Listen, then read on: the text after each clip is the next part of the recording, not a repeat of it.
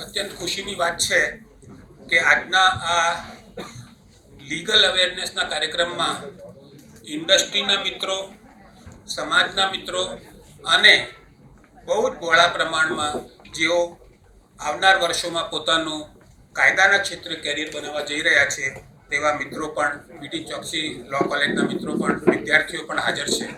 મને ચોક્કસ ખાતરી છે કે આ પ્રોગ્રામ થકી આપણને ગ્રાહક સુરક્ષાને લગતા અને ખાસ કરીને ગ્રાહક સુરક્ષાના કાયદામાં વીમા ક્ષેત્રનું શું મહત્વ છે, how does insurance services impact our various provisions of consumer protection act, એ બાબત ઉપર આપણા ખૂબ જ નિષ્ણાત એવા ફોર્મર જસ્ટિસ શાસ્ત્રી સાહેબ આપણને વાત કરવાના છે. આટલી અત્યંત ટૂંકી ભૂમિકા સાથે હું મારા ચેમ્બર ઓફ કોમર્સના પ્રેસિડેન્ટ શ્રી વિજયભાઈ મેવાવાલાને ફોર્મલ વેલકમ એડ્રેસ માટે વિનંતી કરું છું. શ્રી વિજયભાઈ મેવાવાલા સાહેબ. Good morning everybody. આજે રજીસ્ટ્રેશન 350 પ્લસ રજીસ્ટ્રેશન છે એટલે અવાજ બહુ ઓછાનો આવ્યો છે. Good morning. જય શ્રી કૃષ્ણ. આજે આપણે જે આ સેમિનાર રાખ્યો છે તે નો વિષય consumer protection and insurance services દરેક જણને લાગુ પડતો વિષય છે.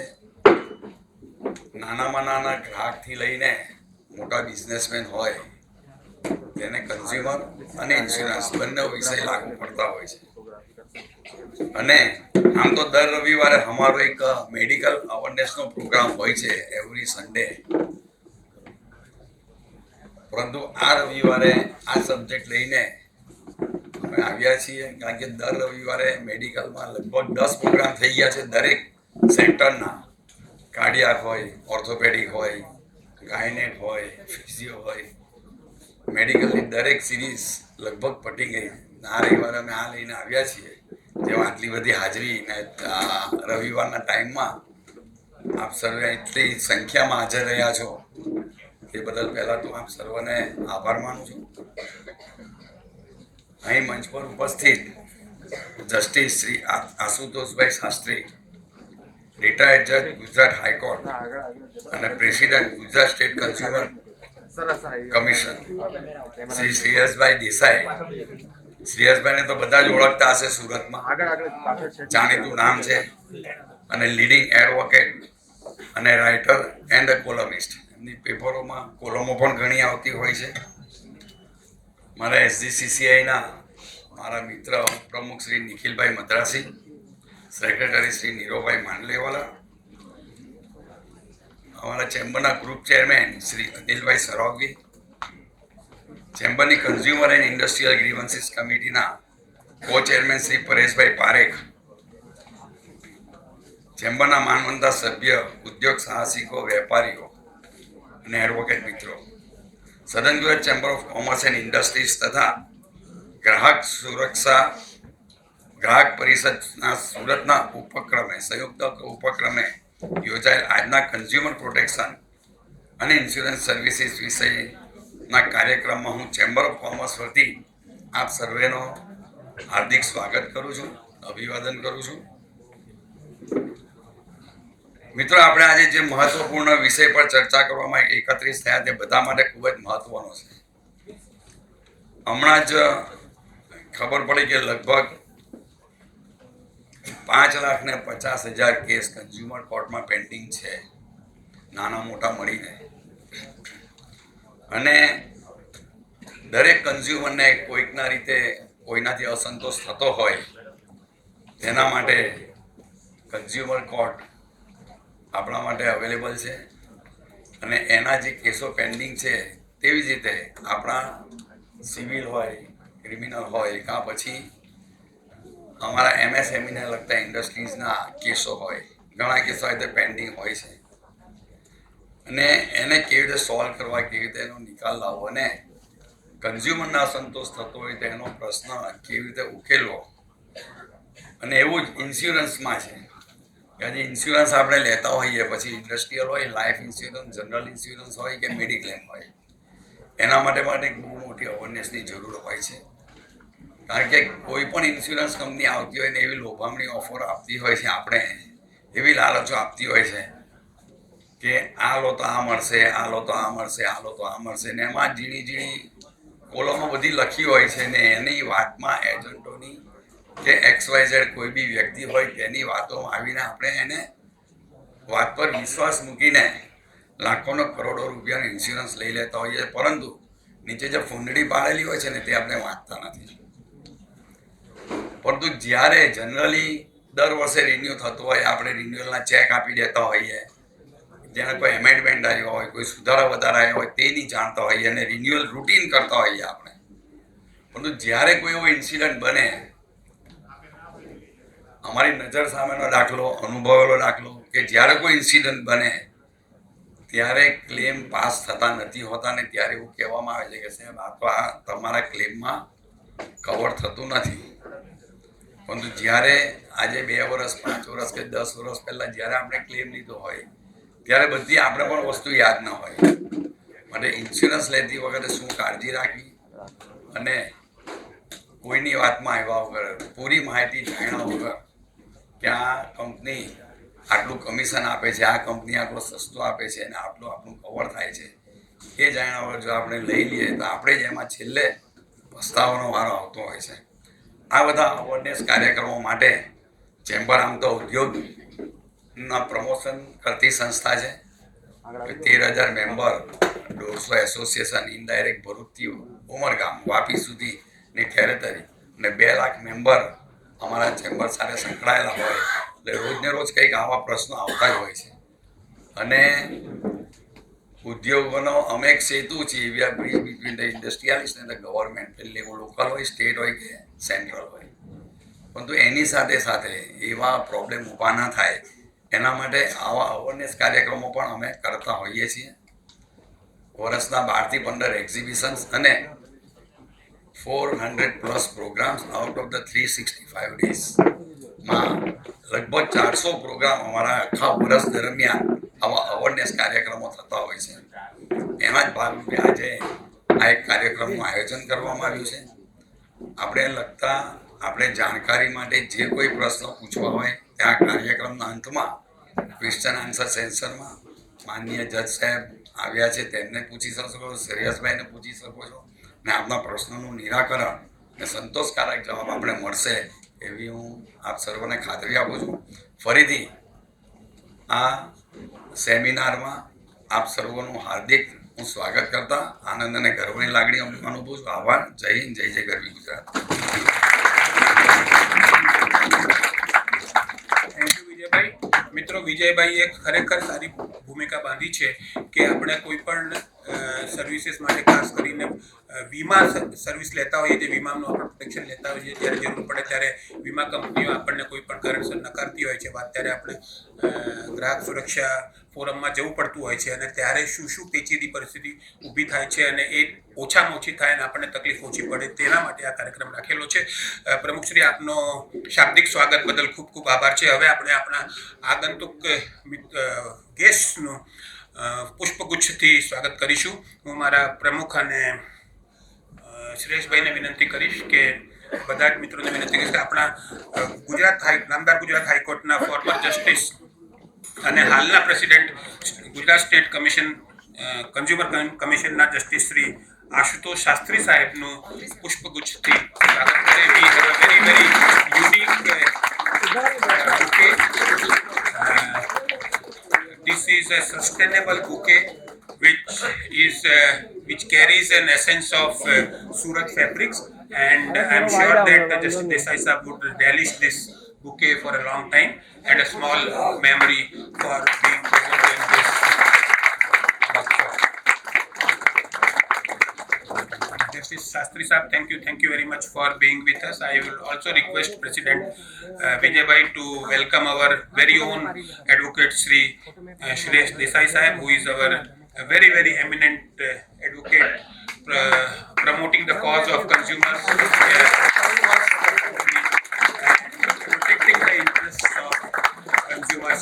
તારીખમાં હું ચોક્કસપણે અત્યંત ગર્વ સાથે કહી શકું છું કે ગ્રાહક સુરક્ષા અને શ્રેયસ દેસાઈ બંને નામો એકબીજાના પર્યાય થઈ ચૂકેલા છે શહેરમાં, ગુજરાતમાં. જ્યારે પણ ગ્રાહક સુરક્ષાને લગતી કોઈ પણ વાત આવે ત્યારે શ્રેયસ દેસાઈ સાહેબનું નામ એક જ શ્વાસમાં આપણે બોલતા હોઈએ છીએ. શ્રેયસ દેસાઈ સાહેબે છેલ્લા 30 વર્ષમાં જે સેવા કરી છે તેના આપણે ખૂબ ખૂબ ઋણી છીએ સમાજ વતી. અને we'll have a small group photo also. યશભાઈ માટે એવું કહેવાય કે રાત્રે કોઈનો બારીક હોય કે ફોન આવે ને રૂમમાં કે ભાઈ મને આવો લોચો પડ્યો છે ને પેલા વેપારીએ મને આવી ચીટિંગ કરી છે, તો ઊંઘમાં બી કહે છે કે ભાઈ શ્રેયસ દેસાઈ પાસે ચાલે છે. એવું શ્રેયસ દેસાઈનું નામ થઈ ગયું છે આ કન્ઝ્યુમરમાં. અને એવા જાણીતા સ્પીકર આજે આપણી સમક્ષ ઉપસ્થિત છે, એમને તાળીના ગડગડાટથી વધારે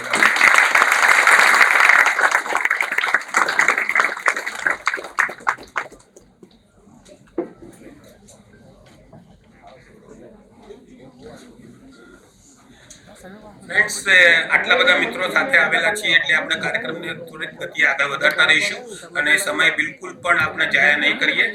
કાર્યક્રમમાં આગળ વધતા અમારા અત્યંત તરવરિયા અને યુવાન માનદ મંત્રી શ્રી નીરવભાઈ માંડલેવાલા સાહેબને આજના કાર્યક્રમની ભૂમિકા આપવા માટે વિનંતી કરું છું. નીરવભાઈ માંડલેવાલા સાહેબ. નમસ્તે, ગુડ મોર્નિંગ. આજનો વિષય ખૂબ મહત્વનો વિષય consumer protection and insurance service. આ કાર્યક્રમમાં ઉપસ્થિત આજના આપના મુખ્ય મહેમાન એવા justice Shri Ashutosh Shastri sir, chamber of કોમર્સના અમારા પ્રમુખ વિજયભાઈ મેવાવાલા, ઉપપ્રમુખ નિખિલભાઈ મદ્રાસી, આજના બીજા અતિથિ અને કન્ઝ્યુમર પ્રોટેક્શનનું એક સુરત શહેરની અંદર પર્યાય કહી શકાય એવા અમારા વડીલ એડવોકેટ શ્રેયસભાઈ દેસાઈ સાહેબ, અનિલભાઈ, પરેશભાઈ, વીટી ચોકસી લો કોલેજના principal doctor Nirmala Dayalji, Surat consumer ફોરમના પ્રેસિડેન્ટ અને જેમની પાસે બારડોલીનો પણ ચાર્જ છે એવા ઠક્કર સાહેબ, ઉપસ્થિત મિત્રો. પહેલાં તો આ કાર્યક્રમનું કારણ શું?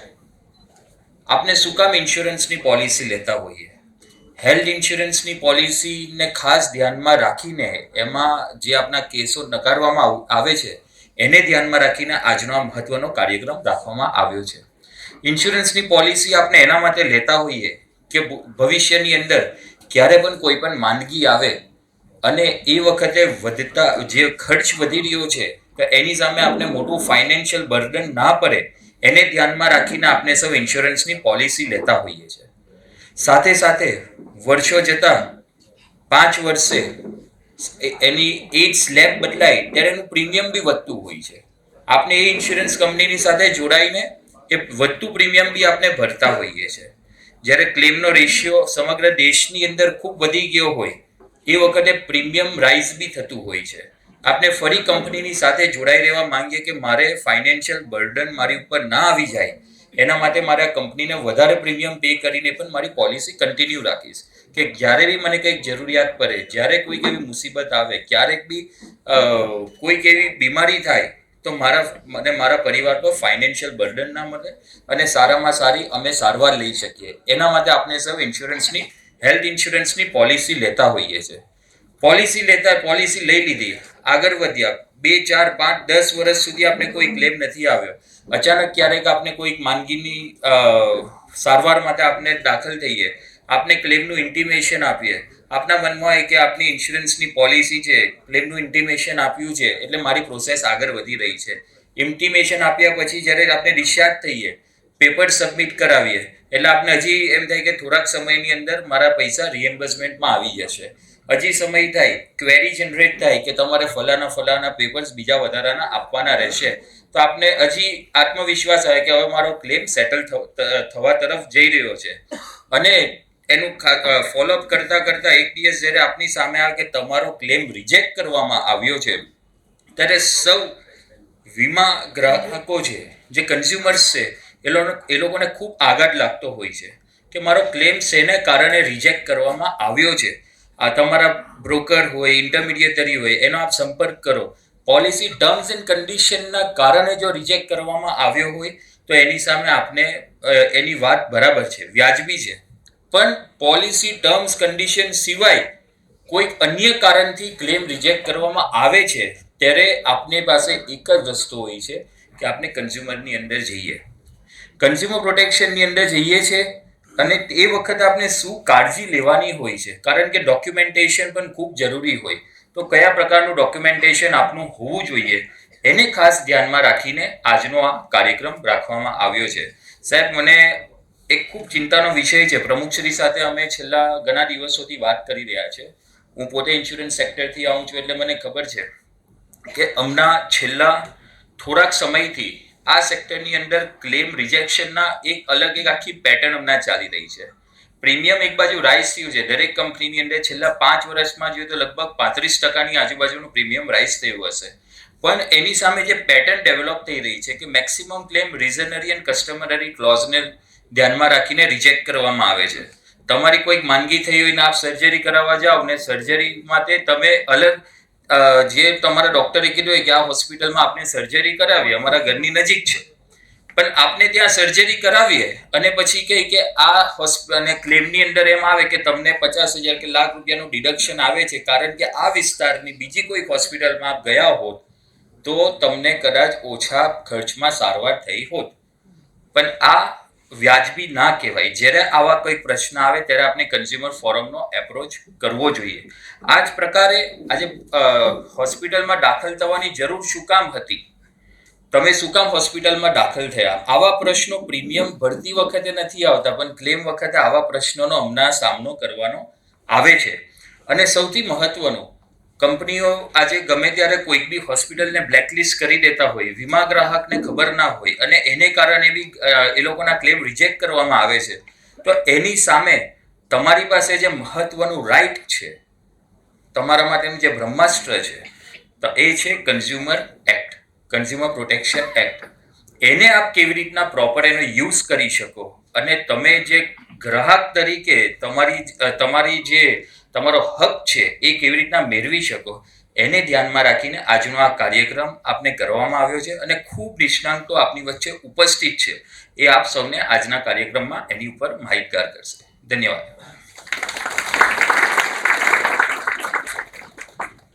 મિત્રો, નીરવભાઈ માંડલેવાલા સાહેબે જે પોતાની અસ્ખલિત વાણીમાં આપણને વીમાના વિવિધ વાતો વિશે વાત કરી તેનાથી ખ્યાલ આવે છે કે તેઓ પણ વીમા ક્ષેત્રે ખૂબ જ સારી રીતે અને ઊંડાણપૂર્વક ઇન્વોલ્વ છે.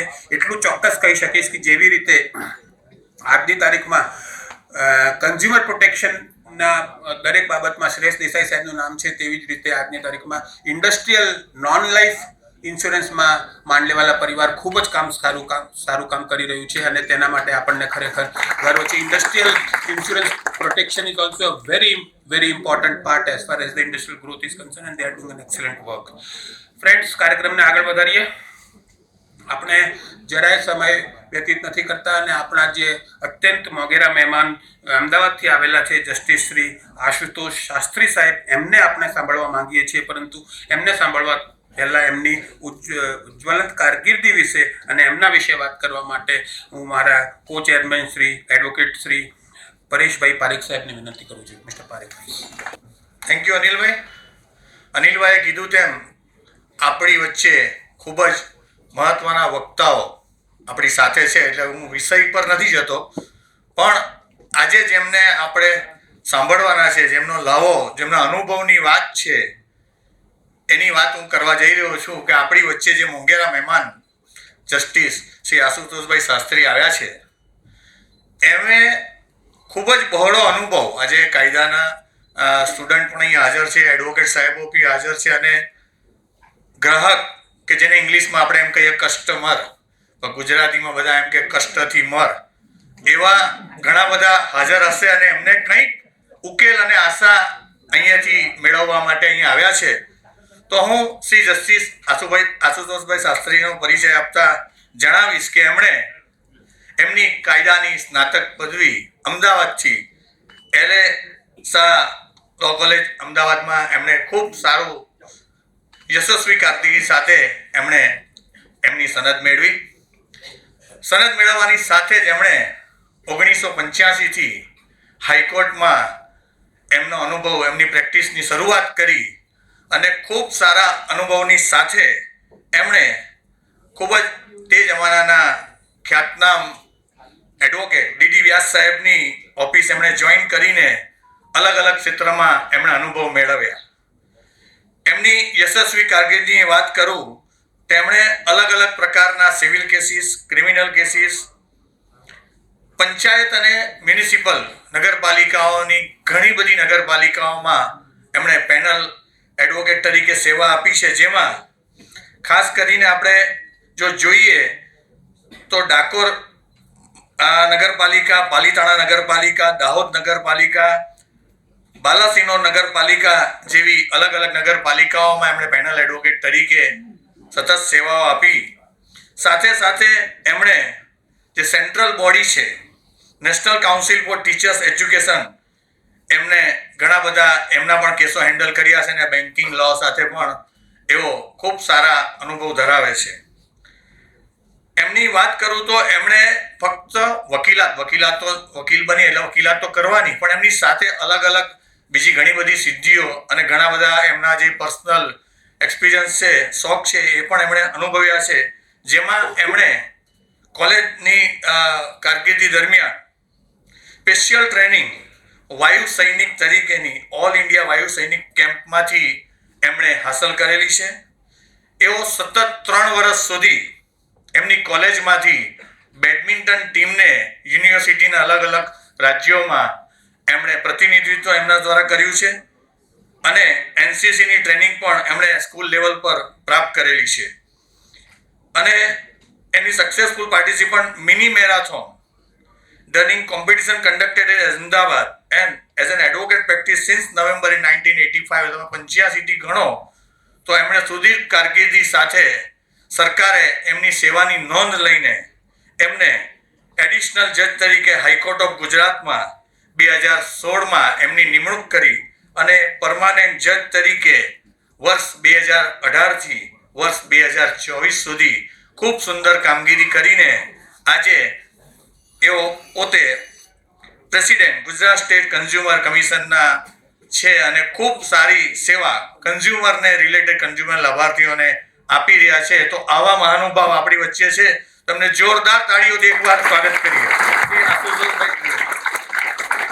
Thank you. નમસ્તે મિત્રો. આપણા ફોર્મર જસ્ટિસ શાસ્ત્રી સાહેબને પોતાના કાયદાકીય જીવનનું ભાથું અને સમગ્ર જીવનના વિવિધ પાસાઓનું બહુ જ બહોળું ભાથું લઈને આપણા સમક્ષ રજૂ કરતા પહેલાં હું આપને બે જ વિનંતી કરીશ કે આખો હોલ ચિક્કાર ભરાઈ ગયો છે. આપ જરાક પણ અવાજ કરશો, જરાક પણ નોઇઝ થશે તો એમ્બિયન્ટ નોઇઝમાં વધારો થવાના કારણે આપણા આજુબાજુના મિત્રોને પણ વાત સાંભળવામાં તકલીફ પડે. એટલે કોશિશ એવું કરજો કે આજુબાજુના આપણા એકદમ પાડોશી, એકદમ સઘન મિત્રો એમની સાથે પણ વાત ઓછી કરવાનો આગ્રહ રાખજો, જેથી કરીને સભામાં કોઈ પણ વાત ચાલતી હોય ત્યારે એને પણ ગ્રહણ કરવામાં સરળતા રહે. અને બીજી વસ્તુ રિપીટ થશે, બીજી વાર રિપીટ થશે, પહેલી વાર હું કહું છું, આ જેટલી સંખ્યામાં મિત્રો આવેલા છો તેમને બધાને કાયદાની વિવિધ પાસાઓમાં રસ છે તેવું પ્રસ્થાપિત થાય છે. આવતીકાલે સાંજે, ગઈકાલે નિર્મલા સીતારામન સાહેબે જે બજેટ રજૂ કર્યું છે એના વિશ્લેષણ માટે ફરી અમદાવાદથી આપણે મુકેશભાઈ પટેલ સાહેબને બોલાવવાના છીએ. તેના વિશે અમારા માનદ મંત્રી આપણે વાત કરશે. કાલે સાંજે 5-5:30 વાગે રંગ ભવન જીવન ભારતીમાં આપ સૌનું સ્વાગત છે. I will request very eminent former justice Sri Ashutosh Shastri Sir for his session, please. Shastri Sir, please. A very good morning to all of you. माननीय Shri Vijay bhai president SGCC, vice president Shri Nikhil bhai, immediate past president Shri Ramesh bhai, honorary secretary Shri Nirav भाई, Honorary Treasurer Shri Mrunal Bhai Shukla, our President Shri Thakkar, and members of Consumer Commission, અને વાલા મિત્રો, આપ સૌ ને મારા ખૂબ ખૂબ અભિનંદન. Very good morning. આજના વસંત પંચમીના દિવસે અને રવિવારના વહેલી સવારે અને સુરત નિવાસીઓ આટલી મોટી સંખ્યામાં હાજર રહ્યા તે બદલ આપ સૌને હું ખૂબ અભિનંદન પાઠવું છું. નોર્મલી સમગ્ર ગુજરાતમાં સુરતના લોકો એકદમ આરામપ્રિય અને આનંદી પ્રજા તરીકે ઓળખાય છે. આજે આ રવિવારના દિવસે આટલી મોટી સંખ્યા જોઈ મને ખૂબ જ આનંદની લાગણી અનુભવી છું. South Gujarat chamber of commerce અને ઇન્ડસ્ટ્રીઝ કન્ઝ્યુમર રિલેટેડ પ્રશ્નો માટે કેટલી સતર્ક છે એ આ તમારી હાજરી સ્વયં સ્પષ્ટ બતાવે છે. આજના આ દિવસે આ સેમિનાર યોજીને ગ્રાહક સુરક્ષા કાયદાની છણાવટ તેમજ ઇન્સ્યોરન્સ સેવાઓ સંલગ્ન પરિસંવાદ જે યોજવામાં આવેલ છે તે બદલ હું ખાસ કરીને વકીલ શ્રી શ્રેયસ દેસાઈનો પણ આભાર વ્યક્ત કરું છું. આપણે સૌ જાણીએ છીએ કે ગ્રાહક સુરક્ષાનો કાયદો સમાજના તમામ સ્તરના લોકોને કેટલો ઉપયોગી છે અને ઘણી બધી બાબતોથી ગ્રાહકોને કેટલું પ્રોટેક્શન આપે છે તે મૂળભૂત હેતુ સાથે આ કાયદાની રચના કરવામાં આવેલ છે. ઇન ધ રિસન્ટ પાસ્ટ 20 જુલાઈ 2020ના રોજ કેન્દ્રીય ગ્રાહક બાબતો અને ખાદ્ય અને જાહેર વિતરણ પ્રધાન દ્વારા ગ્રાહક સુરક્ષા અધિનિયમ લાગુ કરવામાં આવ્યો. આમ 20મી જુલાઈ 2020થી ગ્રાહક સુરક્ષા અધિનિયમ 2019નો સમગ્ર દેશમાં અમલ કરવામાં આવ્યો છે. 30 જુલાઈ 2019ના રોજ લોકસભામાં અને 6 ઓગસ્ટ 2019ના રોજ રાજ્યસભા દ્વારા ગ્રાહક સુરક્ષા બિલ 2019માં પસાર કરવામાં આવ્યું. ગ્રાહક સુરક્ષા કાયદો 2019 એ ગ્રાહકોના હિતોનું રક્ષણ કરવાનો કાયદો છે. આ કાયદો દેશભરની ગ્રાહક અદાલતોમાં મોટી સંખ્યામાં ઉપભોક્તા ફરિયાદોના નિવારણ કરવા માટે અદાલતોની રચના કરવામાં આવી છે અને આ કાયદો ગ્રાહકોની ફરિયાદોને ઝડપી નિકાલ કરે એ માટેનું એક અગત્યનું માધ્યમ છે. સમયસર અને અસરકારક વહીવટ તેમજ ગ્રાહકોના વિવાદોનું સમાધાન સત્વરે કરી શકાય તે માટે વિવિધ ક્ષેત્રે અધિકારીઓની સ્થાપના કરી ગ્રાહકોના હક્કોનું રક્ષણ કરવું આ અધિનિયમ મૂળભૂત હેતુ સાથે બહાર પાડવામાં આવ્યો છે. સૌપ્રથમ તો ગ્રાહક એટલે backbone of every activity, every trade and commerce activity is depending upon the consumers. એટલે કન્ઝ્યુમરની ડેફિનેશન જે કાયદામાં નક્કી કરવામાં આવી છે એ છે કે જે વ્યક્તિ સેવાઓનો લાભ મેળવે છે અને સ્વ ઉપયોગ માટે વસ્તુઓ તથા સેવાઓની ખરીદી કરે છે તેને ગ્રાહક કહેવામાં આવે છે. ઉલ્લેખનીય છે કે જો કોઈ વ્યક્તિ અથવા તો સેવાઓ ખરીદ કરી અને પુનઃવિચાર કે વ્યવસાયિક હેતુ માટે એ વસ્તુઓ કે વેચાણનો જે સેવાઓ મેળવીને જે ઉપયોગ કરે છે તેને ગ્રાહકની ડેફિનેશનમાં સ્વીકારવામાં આવેલ નથી. માટે આ વ્યાખ્યામાં તમામ પ્રકારના ગ્રાહકો એટલે કે ઓફલાઈન અને ઓફલાઈનનો પણ સમાવેશ કરવામાં આવેલ છે. આ કાયદા મુજબ જો જોવામાં આવે તો સેન્ટ્રલ કન્ઝ્યુમર પ્રોટેક્શન ઓથોરિટી એટલે CCPAની સ્થાપના કરવામાં આવી છે, જેનો મુખ્ય ઉદ્દેશ એ છે કે CCPAની સ્થાપનાની જોગવાઈ કરી જે ગ્રાહકોના અધિકારોનું રક્ષણ, પ્રોત્સાહન અને અમલ કરવાની એમની જવાબદારી છે. આ ઓથોરિટી ગેરવ્યાજબી વેપાર, વ્યવહાર, ભ્રામક જાહેરાતો, ગ્રાહકોના હક્કોનું ઉલ્લંઘનને લગતા તમામ કેસોનું નિયમન કરશે. આ કાયદાનું ઉલ્લંઘન કરનારાઓને દંડ લાદવાનો અને માલ પાછો ખેંચવાનો, સેવાઓ પરત લઈ લેવાનો એ પણ ઓર્ડર કરવાનો હુકમ આ CCPA પાસે રહેશે. અન્યાયી વેપાર વ્યવહાર બંધ કરવાનો અને ગ્રાહકો દ્વારા ચૂકવેલ કિંમતની ભરપાઈ કરવાનો પણ અધિકાર આ ઓથોરિટી પાસે છે. માટે સેન્ટ્રલ કન્ઝ્યુમર પ્રોટેક્શન ઓથોરિટી આવા ઉલ્લંઘનની પૂછપરછ કરવા, તપાસ કરવા માટે એક સેપરેટ તપાસ વિભાગનું ઇમ્પ્લિમેન્ટ કરે છે અને એ નેતૃત્વ ડિરેક્ટર જનરલ દ્વારા કરવામાં આવે છે. ગ્રાહકોના કયા કયા પ્રકારના હક્કો એ આ કાયદા નીચે સમાવેશ કરવામાં આવેલ છે.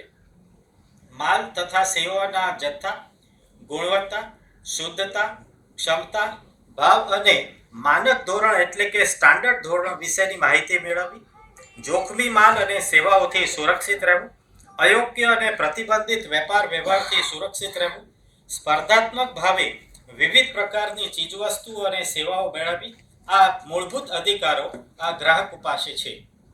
ગેરમાર્ગે દોરતી જાહેરાત માટે કાયદામાં પ્રતિબંધ મૂકવામાં આવેલ છે કે જેમાં 2 વર્ષની સજાની જોગવાઈ પણ કરવામાં આવેલ છે અને સાથે સાથે દંડની પણ જોગવાઈ કરવામાં આવે છે અને કન્ઝ્યુમર પ્રોટેક્શન ઓથોરિટીને આ અંગે સત્તા આપવામાં આવી છે. પુનરાવર્તિત ગુનામાં ₹50 લાખનો દંડ અને 5 વર્ષ સુધીની કેદની સજાની પણ જોગવાઈ કરવામાં આવેલ છે. ગ્રાહક વિવાદ નિવારણ આયોગ એટલે કે આ કાયદામાં રાષ્ટ્રીય કક્ષાએ, રાજ્ય કક્ષાએ અને જિલ્લા કક્ષાએ ગ્રાહક વિવાદ નિવારણ કમિશનની સ્થાપનાની જોગવાઈ કરવામાં આવી છે, જે આપ સૌને વિદિત છે. વધુ પડતા ચાર્જ, કિંમત, ભ્રામક કિંમત, અયોગ્ય અને પ્રતિબંધિત વેપાર વ્યવહાર, જીવન માટે જોખમી માલ અને સેવાઓનું વેચાણ, ખામીયુક્ત ચીજો અને સેવાઓનું વેચાણ, આ બધી જે ડિસ્પ્યુટ છે એ આ સેન્ટ્રલ ઓથોરિટી અને કમિશનો દ્વારા જેનું પ્રોટેક્શન પણ ગ્રાહકોને પુરવાર કરવામાં આવે છે. ગ્રાહક સુરક્ષા અધિનિયમ 2019 હેઠળ અધિકાર ક્ષેત્ર નક્કી કરવામાં આવે છે કે જેમાં ગ્રાહક નિવારણ પંચની માપદંડની વ્યાખ્યા આપવામાં આવે છે. માલ અને સેવાની કિંમત જો ₹10 કરોડથી વધારે હોય તો તેને રાષ્ટ્રીય કક્ષાએ એનો નિરાકરણ લાવવામાં આવે છે, જેને સેન્ટ્રલ ડિસ્પ્યુટ રિઝોલ્યુશન કમિશન તરીકે, નેશનલ કમિશન તરીકે ઓળખવામાં આવે છે. જ્યારે માલ અને સેવાની કિંમત 1 કરોડથી 10 કરોડની હોય તો રાજ્ય કમિશન દ્વારા એ ફરિયાદોનો નિકાલ કરવા અને સાંભળવામાં આવશે અને જ્યારે કિંમત 1 કરોડ સુધીની અથવા એની નીચેની હોય તો એ નિરાકરણ જિલ્લા કક્ષાએ કરવામાં આવે છે. આ પૂર્વ ભૂમિકા જે બનાવી છે તે ઇન્સ્યોરન્સ સેક્ટરમાં કઈ રીતે અને કેવા સંજોગોમાં જરૂરી છે તે હું જાણ કરું છું. એવા ઘણા બધા ઇશ્યુઝ છે કે જેમાં ઇન્સ્યોરન્સ રિલેટેડ ડિસ્પ્યુટ કઈ રીતે અને કયા સંજોગોમાં ગ્રાહક અનુલક્ષીને ડિસાઇડ કરવામાં આવે છે. જેમ કે વાહનની વીમા પોલિસી લીધી હોય અને વાહનની ચોરી થઈ જાય તો કેવી રીતે કેવા સંજોગોમાં વીમા કવચ પૂરું પાડવામાં આવે છે. જો વીમા પોલિસીની મૂળભૂત શરતોનો જો ભંગ કરવામાં ના આવે તો વીમેદારને રકમ ચૂકવવાની જોગવાઈ પણ કરવામાં આવે છે.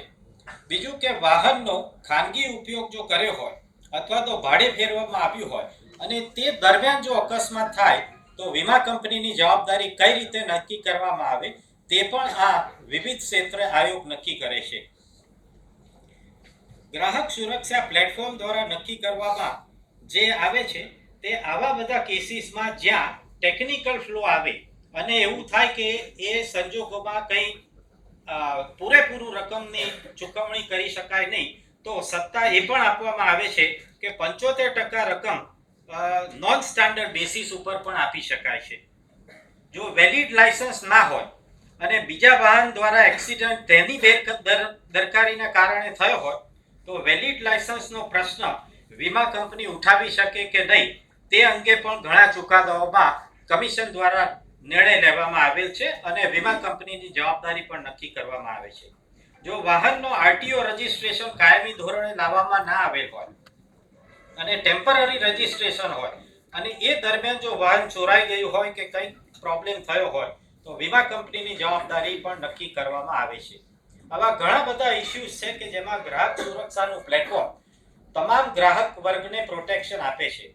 જો અકસ્માત થયા બાદ ક્લેમ રજૂ કરવામાં આવે અથવા તો જાણ કરવામાં વિલંબ થયો હોય તો વીમા કંપનીની જવાબદારી કઈ રીતે નક્કી કરવામાં આવે તે પણ આ ગ્રાહક સુરક્ષા પ્લેટફોર્મ નક્કી કરી શકે છે. ફેક્ટરીમાં જો આગ લાગી હોય અને ફાયર ઇન્સ્યોરન્સ હોય તો એ ક્લેમ કઈ રીતે મેળવી શકાય છે તેની પણ જોગવાઈ કરવામાં આવેલ છે અને જો ઇન્સ્યોરન્સ કંપની જો વધારે પડતું ટેકનિકલ સ્ટેન્ડ લે તો એ કમિશન દ્વારા એનો યોગ્ય નિર્ણય પણ લેવામાં આવે છે. માટે આ પ્લેટફોર્મ દ્વારા મેડિક્લેમ, ફાયર ઇન્સ્યોરન્સ અંગેના ક્લેમ, વાહન અકસ્માતોના ક્લેમ, બિલ્ડર્સ જો એલોટમેન્ટના પ્રશ્નો ઊભા કરતો હોય તો આ બધી તમામ બાબતોની ગ્રાહકોને સુરક્ષા પાઠવવામાં આવે છે આ કાયદાની છે. આજની આ સેમિનારની અગત્યતા અને ઉપયોગિતાને ધ્યાને લઈ આ પ્લેટફોર્મનો ગ્રાહક સુરક્ષા કોર્ટોનો મહત્તમ ઉપયોગ કરી અને આપ સૌ આ કાયદાનો લાભ લો તેવી મારી નમ્ર વિનંતી છે. હું અત્રે એ જણાવીશ કે એવા બધા ઘણા કેસીસ હોય છે કે જેમાં વીમા company to technical approach adapt કરતી હોય છે. હમણાં રિસન્ટ પાસ્ટમાં હું જો કહીશ તો અહીંયા સુરતના પલસાણા એરિયામાં એક યુવાન બાઇક ચલાવતો હતો જેમાં 3 સવારી લઈ અને જતા હતા. અકસ્માત ટ્રકના બેદરકારીના કારણે થયો. ટ્રકે પાછળથી ટક્કર મારી. ઓન ધ સ્પોટ એ છોકરા યુવાનનું અકસ્માતમાં અવસાન થયું. 2 યુવાનો ઇન્જર્ડ થયા. ક્લેમ રેપ્યુડિએટ કર્યો insurance company on the ground કે મોટર વ્હીકલ એક્ટનો ભંગ કરવામાં આવ્યો છે અને બાઇકની કેપેસિટી 2 હોવા છતાં 3 સવારી કરીને નીકળ્યા છે, માટે ક્લેમ નામંજૂર કરવામાં આવે છે. આવા કેસીસમાં જ્યારે ફંડામેન્ટલ બ્રીચ ના હોય અને જો બેદરકારી બીજા વાહનની હોય તો આ સંજોગોમાં વીમા કંપનીને અમે લોકોએ ટુ ટેકનિકલ એપ્રોચ જે લીધો છે એને રદ કરી અને વળતર પણ અપાવ્યું છે. માટે આ સુરક્ષા જે ગ્રાહકોને પ્રદાન કરવામાં આવી છે એનો મુખ્ય હેતુ એ છે કે ઇન્સ્યોરન્સ કંપનીઝ વધારે પડતો ટેકનિકલ એપ્રોચ રાખી પ્રીમિયમ લીધા છતાં પણ જો વળતર ચૂકવવા ના તૈયાર હોય તો ગ્રાહક સુરક્ષા પ્લેટફોર્મ એ તમને ન્યાય ચોક્કસ અપાવે છે. આ કાયદાના લીધે સ્ટ્રિંજન્ટ પ્રોવિઝન જ્યારે કરવામાં આવે ત્યારે વી હેવ સીન કે સેવરલ લૂફોલ્સ પણ હોય છે અને એનો મિસયુઝ પણ થતો હોય છે. હમણાં રિસન્ટ પાસ્ટમાં અમે એક નિર્ણય લીધો છે કે એક ભાવનગરના યુવાન ડૉક્ટર કે જેને ત્યાં હોસ્પિટલમાં સવારે 7 વાગે 2 છોકરાઓ એમના મધરને લઈને આવ્યા અને કહ્યું કે આ મધરને સિવિયર પેરાલિટિક એટેક છે, માટે તાત્કાલિક દાખલ કરી એની સારવાર લો. બોનાફાઇડલી ડૉક્ટરે એ સારવાર શરૂ કરી અને પછી જોયું કે આ પરિસ્થિતિ વધારે ગંભીર બનતી જાય છે, માટે ન્યુરોફિઝિશિયન ભાવનગરના જે નામાંકિત છે એમને ત્યાં રિફર કર્યા. કેસની યાદી અને ટ્રીટમેન્ટ જે આપી છે એ બધું અવલોકન કરી અને મોટી હોસ્પિટલમાં રિફર કર્યા. ત્યાં 2-3 દિવસ પછી એ મધરનું અનફોર્ચ્યુનેટલી અવસાન થાય છે ટ્રીટમેન્ટ આપ્યા છતાં.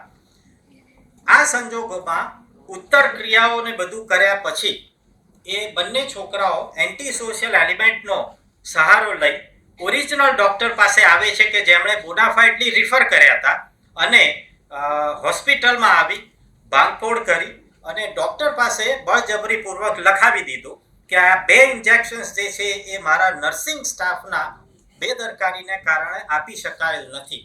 અને આ એડમિશન જે ડ્યુરેસ અને કોઅર્સનમાં લીધું એનો ઉપયોગ કરી અને મોટો ક્લેમ ડૉક્ટર સામે રજૂ કરી અને ચુકાદો એમની તરફેણમાં મોકલ્યો.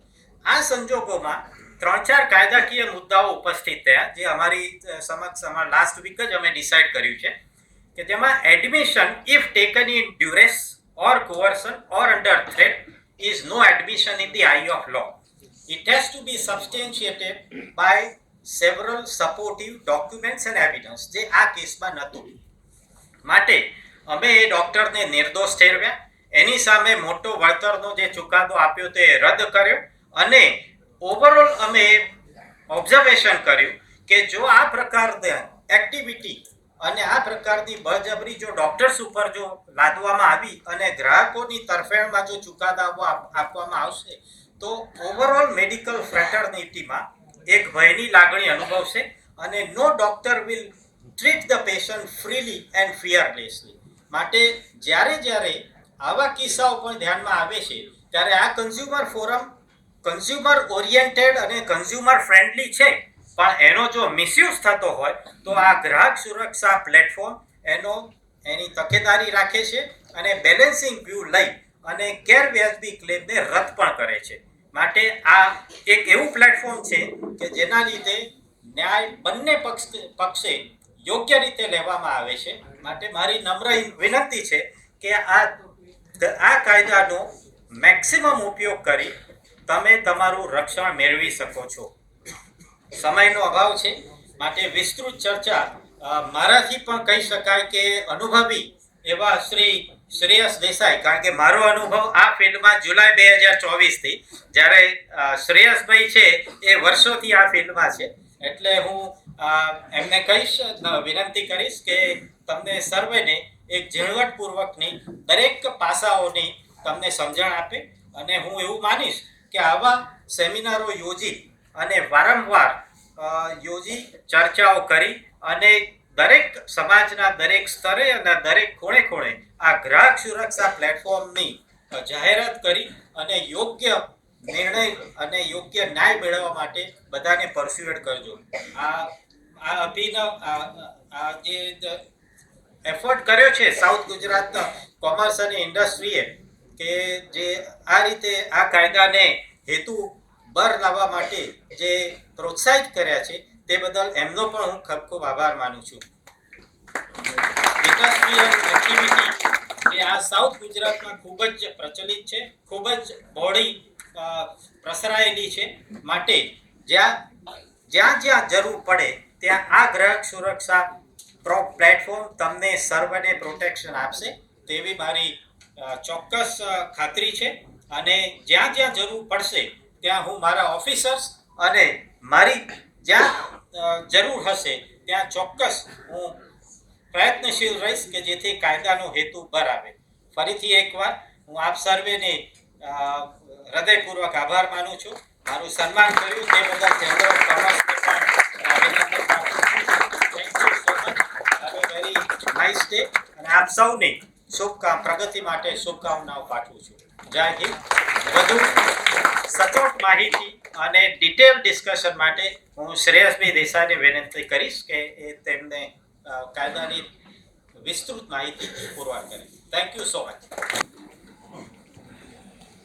In English we say there is a word called lucid, જ્યારે કોઈ પણ વ્યક્તિ અત્યંત ધારા પ્રવાહમાં, ભલે 40 વર્ષ 30 વર્ષથી આપણે કાયદામાં હોઈએ, પરંતુ કન્ઝ્યુમર પ્રોટેક્શન એક્ટમાં છેલ્લા 8 9 10 મહિનાથી હોઈએ, પણ છતાંય આટલી વિગતવાર વાત આપણને કાયદાની ભૂમિકા અને બેલેન્સિંગ વ્યૂ જરૂરી છે. જ્યારે પણ કોઈ જજ કોઈ પણ કેસનો નિવેડો લાવતો હોય ત્યારે એણે એ પણ જોવું જોઈએ કે એ જજમેન્ટની અસર આખા સમાજ પર શું થાય છે. તે એમને ડૉક્ટરવાળા કેસથી બહુ જ સારી રીતે પ્રસ્થાપિત કર્યું છે. હવે મને કહેવા દો કે અત્યંત ઉત્સાહી અને કામ કરવામાં હંમેશ આગળ પડતા રહેતા અમારા શ્રેયસભાઈ દેસાઈ સાહેબને બોલાવતા પહેલાં આજના આપના પ્રતિસાદને ધ્યાનમાં રાખીને હમણાં જ અમારા પ્રમુખશ્રી અને શ્રેયસભાઈ દેસાઈ સાહેબે નક્કી કર્યું છે કે આપણે ચેમ્બર ઓફ કોમર્સના નેજા હેઠળ વિવિધ કોલેજ અને ખાસ કરીને બીટી કોલેજને સાથે રાખીને એક આનાથી પણ મોટી કન્ઝ્યુમર કોન્ક્લેવ કરવા જઈ રહ્યા છે કે જેની અંદર આપણે રાજ્ય અને દેશના નામાંકિત વક્તાઓને બોલાવીશું અને કદાચ અડધા દિવસનો કે આખા દિવસનો કાર્યક્રમ કરીશું, જેમાં આપણને કન્ઝ્યુમર પ્રોટેક્શન વિશે વધુ વિસ્તૃત માહિતી મળી શકશે. શ્રેયસભાઈ દેસાઈ સાહેબનો જે ઉત્સાહ છે તે જોઈને અમને ખરેખર આનંદ થાય છે ચેમ્બર વતી અને ખાસ કરીને વીટી ચોકસી કોલેજ વતી પણ, કે તેઓ કાયદાના ક્ષેત્રની આટલી સેવા કરવા માટે હંમેશા તત્પર છે. જસ્ટિસ શાસ્ત્રી સાહેબે કહ્યું તે અત્યંત યોગ્ય જ છે કે એમણે, એટલે કે શ્રેયસ દેસાઈ સાહેબે પોતાના સમગ્ર કેરિયર કન્ઝ્યુમર પ્રોટેક્શન કાયદાની પ્રેક્ટિસમાં જ વિતાવી છે અને એમણે બધી જ આટાગુટી ખબર છે. અને ખાસ કરીને ગ્રાહકે શું કાળજી રાખવાની, ગ્રાહક વતી જ હંમેશા પોતાના કેસો લડેલા છે તેવા શ્રેયસભાઈ દેસાઈ સાહેબને બોલાવતા પહેલાં એમનો ટૂંકમાં પરિચય આપવા માટે ફરીથી હું મારા કો ચેરમેન પરેશભાઈ પારેખ સાહેબને વિનંતી કરીશ. અહીંયા બેઠેલા કોણ શ્રેયસભાઈ દેસાઈને નથી ઓળખતું કે એમના પરિચયની જરૂર છે? જો નહીં ઓળખતો તો હાથ ઊંચો કરો.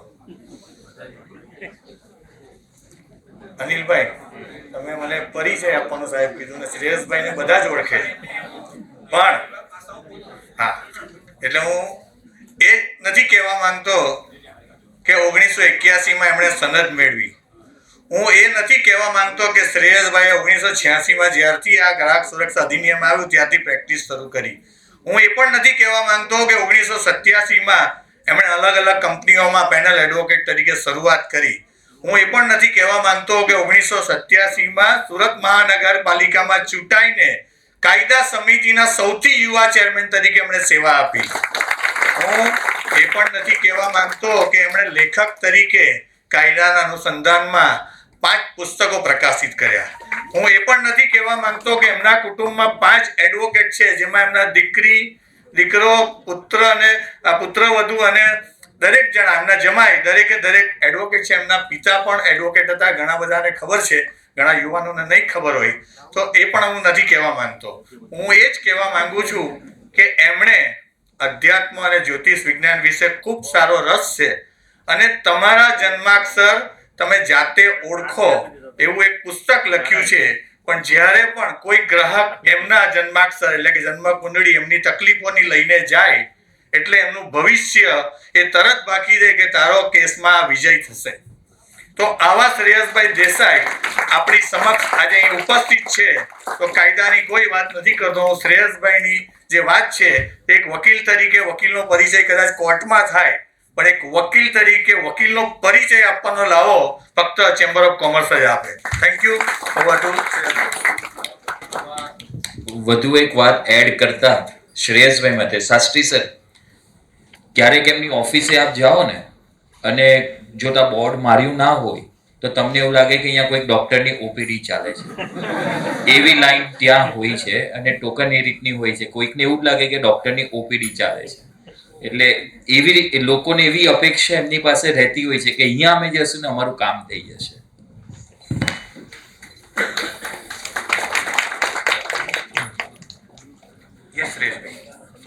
શ્રી સરસ્વતી નમઃ. આજે વસંત પંચમીના સરસ્વતી પૂજનના શુભ દિવસે સરસ્વતી માતાજીને વંદન કરીને હું શરૂઆત કરું છું. માનનીય શાસ્ત્રી સાહેબ, ચેમ્બર ઓફ કોમર્સના પ્રમુખ માનનીય મેવાવાલા સાહેબ, સેક્રેટરી નીરવભાઈ, અનિલભાઈ, મંચ પર બિરાજમાન ઠક્કર સાહેબ અમારા સુરત જિલ્લા કમિશનના પણ ચાર્જમાં છે અને બરોડા ફોરમના પણ ચાર્જ એમની પાસે છે. લો કોલેજના પ્રિન્સિપલ ઇરમલાબેન, જેમની સાથે અમે ઘણા કાર્યક્રમો કર્યા છે અને મારા 1-2 પુસ્તકોમાં સહલેખક પણ છે. અને પરેશભાઈ પારેખ અને ઓડિયન્સમાં હાજર મિત્રો અને વડીલો, નીરવભાઈ, નિખિલભાઈ, પરેશભાઈ, અનિલભાઈ, આ બધા એટલા બધા જૂના મિત્રો છે. એ લોકોએ મારો પરિચય એવી રીતે આપી દીધો કે મને થોડો સંકોચ થઈ આવ્યો, કારણ કે ચારે તરફથી વખાણના જાણે વરસાદ જ મારા પર થયો એટલે હું થોડો સંકોચ આવી ગયો. આમ તો હું રોજના 3,000 સ્ટેપ ચાલું છું અને કોર્ટમાં અને બધે રેગ્યુલર છું, પણ જ્યારે બોલવાનું લાંબુ હમણાં થોડુંક મને ઘૂંટણની એટલે ની રિપ્લેસ એટલે નીની તકલીફ છે ને બોલવાનું હોય ત્યારે કોન્સન્ટ્રેશન કરવું હોય તો એટલે મેં નીરવભાઈને વિનંતી કરી કે મને બેસીને બોલવાની પરવાનગી આપો, તો એમણે કહ્યું સારું બેસીને બોલજો, વાંધો. મિત્રો, આપણે આ શરૂઆત કરીએ છીએ ત્યારે ગભરાતા નહીં, આ ચોપડી ફક્ત રેફરન્સ માટે જ છે. એ તો કોઈને એમ થાય કે આ તો ક્યારે પૂરું થશે. ડૉક્ટર રાહત ઇન્દોરી બહુ મોટા ઉર્દૂના શાયર હતા. ઉર્દૂમાં એમણે PhD કરેલું, થોડા સમય પહેલાં ગુજરી ગયા. ઘણી ફિલ્મોના પણ એમણે ગીતો લખેલા, મોટા સાહિત્યકાર હતા. એમની એક મને શેર યાદ આવે છે.